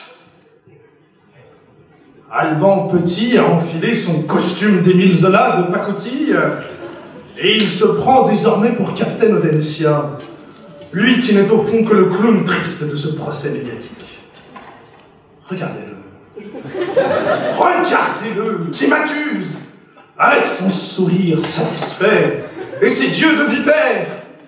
Il est prêt à tout pour m'abattre, pour abattre votre candidat. Il s'en prend à mon entourage. Il accuse mes amis. Il m'accuse moi. Il m'accuse de cacher mes intentions, de ne pas vous dire toute la vérité, de vous mentir. Les couards, les faibles et les lâches se seraient déjà inclinés devant les invectives de cette presse d'islamo-gauchiste collabo. Mais moi, grâce à vous, je reste droit, je tiens debout. Ils me traitent de menteur? Soit. Ils auront beau crier « Nicolas, rends l'argent », je vous le dis, les yeux dans les yeux, je ne céderai rien. Mieux encore, j'assume. Oh, FM, on assume tout. Le front mythomane se fait un honneur, que dis-je, une vertu de ne pas vous dire la vérité. Les observateurs s'étonnent de cette franche langue de bois. C'est qu'ils ne nous comprennent pas. Alors si vous me le permettez, je vais être honnête avec vous. Oh, je sais, ce n'est pas dans mon habitude, mais vous pardonnerez cet égard passager. Je vous le dis franchement, je n'ai pas peur de vous mentir. Car ce que les chiens du politiquement correct refusent de comprendre, c'est que la vérité n'est jamais honnête. La vérité est un tyran, un despote, qui vous impose sa vision des choses, sa manière de voir le monde, sans vous laisser le choix. Je n'aime pas dire la vérité. Vous n'aimez pas dire la vérité. Personne ne l'aime. Et pour de bonnes raisons. La vérité est médiocre, plate, triste, sans aucun intérêt. Et dire la vérité a souvent des conséquences plus graves que le mensonge. Personne ne veut annoncer à Maël le budget GFA du BDS à cause des conséquences. Personne ne veut avouer à Antoine Etébert qu'il a beau être paramilf, il sera quand même chauve avant d'être diplômé à cause des conséquences. Personne, enfin, ne veut savoir que s'il n'y a aucune ambiance à l'EM Lyon, c'est surtout parce que nous n'y avons pas été admis. Les bien-pensants ne comprennent pas que la vérité est d'une cruauté sans nom. Mais nous qui avons vu la vérité en face, nous avons eu le courage de lui tourner le dos. Nous refusons le diktat du réel, et à ceux qui nous traitent de menteurs, je répondrai que nous sommes simplement des esprits libres. Car mes amis, le mensonge, c'est avant tout le triomphe de l'imagination. Face à la vérité toute faite, nous prenons le parti de la tromperie, certes, mais surtout celui de la créativité. Louis-Ferdinand Céline écrit dans Le Voyage au bout de la nuit que la vérité est une agonie qui n'en finit pas. Il ajoute que la vérité de ce monde, c'est la mort. Et moi, mes amis, je vous affirme que je suis prêt face à la mort à choisir la vie. Face à l'agonie, je choisis le bonheur. Face au franc-parler, je n'ai pas peur de dire que je choisis résolument la langue de bois. Alors, mes amis, mes chers amis, ne vous trompez pas. Contre la vérité, choisissez la créativité, l'artifice, l'imposture, l'escroquerie, la mythomanie. En un mot, Eloquentia. Ayez confiance, votez pour moi.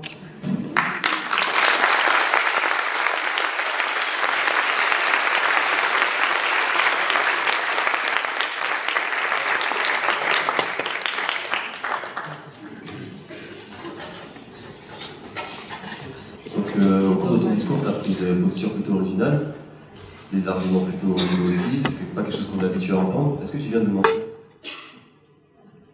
Il se pose la question. Les journalistes cherchent à m'abattre, je vous l'avais bien dit. Ai-je menti? Ai-je dit la vérité? Guitry dit... Je m'attendais un peu à cette question. Ce qui probablement fausse tout dans la vie, c'est qu'on est convaincu qu'on dit la vérité parce qu'on dit ce qu'on pense. Ai-je dit la vérité? Ce n'est pas à moi de vous le dire.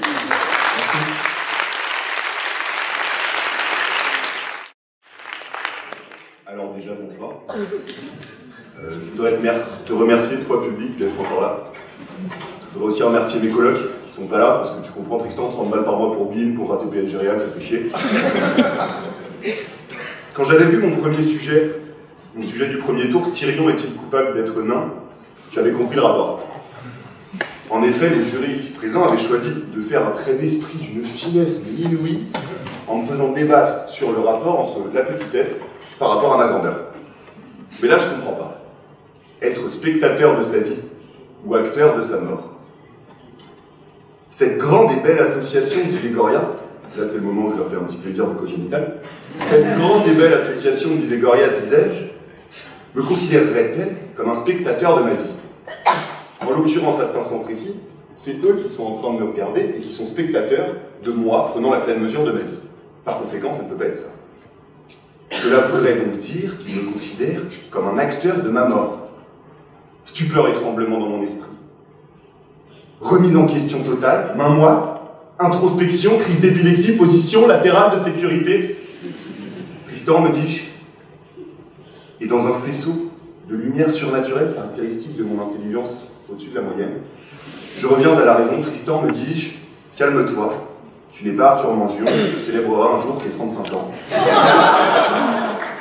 Il me va donc falloir analyser plus en profondeur ce sujet.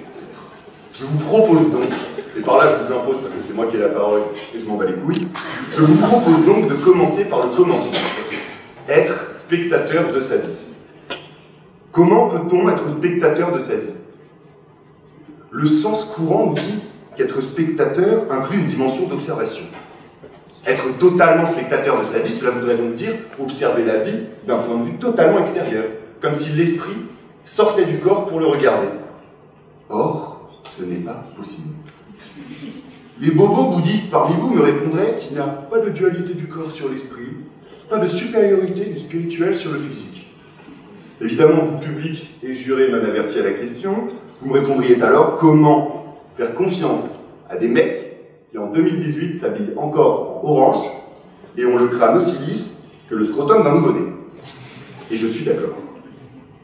Mais c'est alors que je vous expose mon deuxième argument, visant à démonter totalement l'idée selon laquelle on peut être un spectateur de sa vie. L'homme est forcément obligé de réaliser certaines choses, ne serait-ce que pour être spectateur, par exemple respirer, boire, se nourrir. Par conséquent, être spectateur n'est possible que si l'on est en quelque sorte un acteur. En parlant d'être acteur, analysons désormais la deuxième partie du sujet, être acteur de sa mort. Alors, en considérant qu'être acteur, c'est simplement réaliser une action, nous sommes tous acteurs de notre mort, par conséquent, cette phrase ne sert à rien. Non, plus sérieusement, être acteur de sa mort, ça inclut deux dimensions. Une volontaire, l'autre beaucoup moins.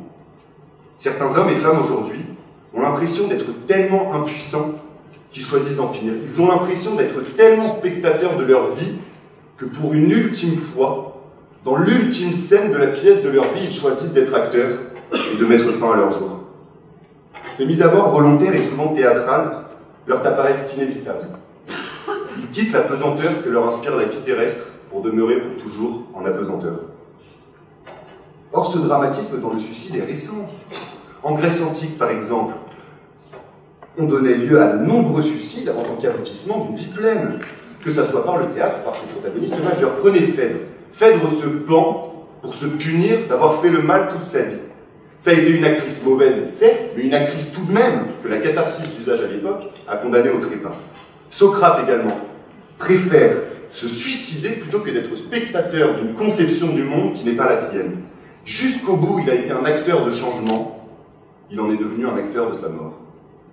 Dans les deux cas, la scène finale de la pièce qui est leur vie est remarquée. D'une part, c'est l'apothéose d'une pièce riche visant à perpétuer pour toujours sa légende. De l'autre part, elle est l'ultime sursaut d'une pièce ennuyante, celle qui réveille le spectateur et le fait regretter de s'être assoupi. Car, mesdames et messieurs, être acteur de sa mort, c'est rendre les autres spectateurs de celle-ci, et donc totalement impuissants. Dans un style différent, prenons James Dean. James Dean a tellement vécu, il a tellement été acteur de sa vie, qu'il en est devenu un acteur de sa mort, fauché à 90 à l'heure, à 24 ans, après avoir tout essayé, tout vécu, tout aimé. On pourrait alors se demander si ce n'est pas ça vivre pleinement. S'il ne vaut pas mieux retrousser ses manches et essorer la vie jusqu'à la dernière goutte d'alcool et de stupre, puis de se retirer dans un écran de fumée au tout parfum d'essence. Alors vous, spectateurs qui commencez à vous faire chier et qui regardez quand est-ce que le match commence sur Facebook, levez les yeux de vos écrans. Publier sans cesse vos vies sur les réseaux sociaux, c'est en quelque sorte être spectateur de celle-ci.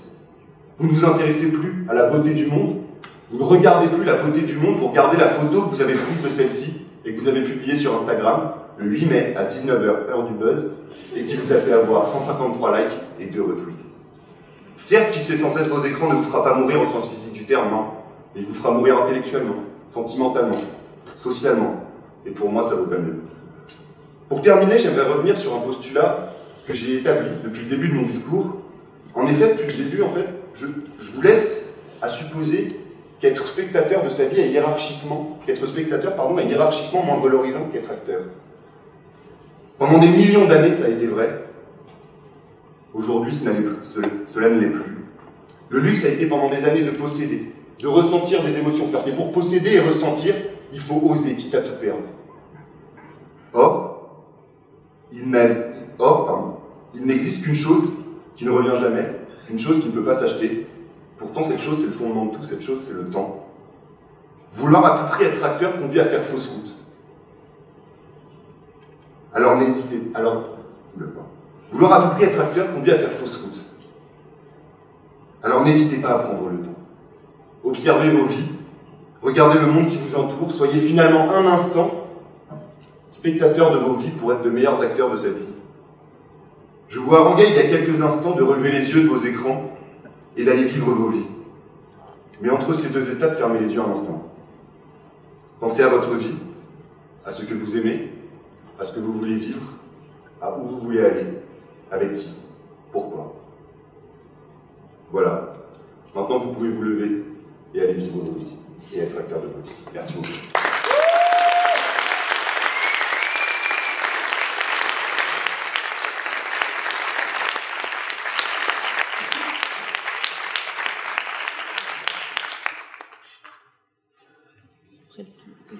Donc, merci pour ce beau discours. Est-ce que tu ne penses pas que être acteur de sa mort, c'est une manière de garder le contrôle sur sa vie jusqu'au dernier instant? Et est-ce que ce ne serait pas en fait ce qu'on recherche tous?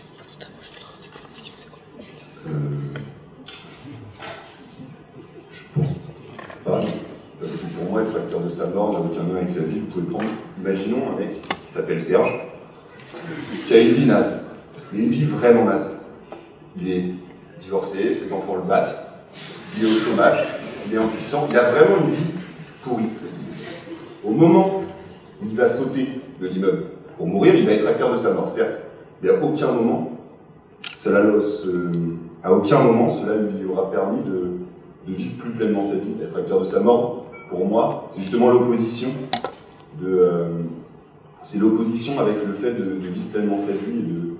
Parce que être acteur de sa mort, c'est de choisir finalement de finir sa vie, et si on a une vie pleine, on n'a pas forcément envie de la finir tout le temps.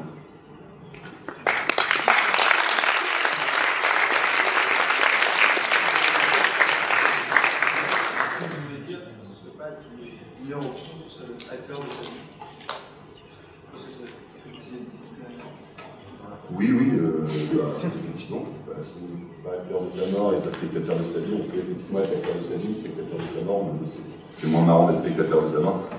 Je pense qu'être acteur de sa vie, c'est bien, mais comme je disais à la fin de mon texte, être spectateur de sa vie, c'est important aussi, parce que être acteur, toujours, être acteur, on entend par le fait de réaliser une action, être tout le temps dans l'action, aujourd'hui, c'est pas forcément ce qui est recherché. On voit que finalement, aujourd'hui, il y a une supériorité de la réflexion sur l'opérationnel, que ce soit tant dans le monde des affaires que dans la vie de tous les jours, et je pense que c'est important d'être spectateur de sa vie aussi, un petit peu, pour, comme je disais, être un meilleur acteur de sa vie.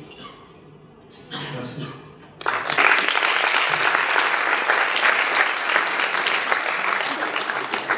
Comment tu vois ta mort? Oui. Globalement, normalement, je la verrai pas, sinon ça risque d'être un peu triste.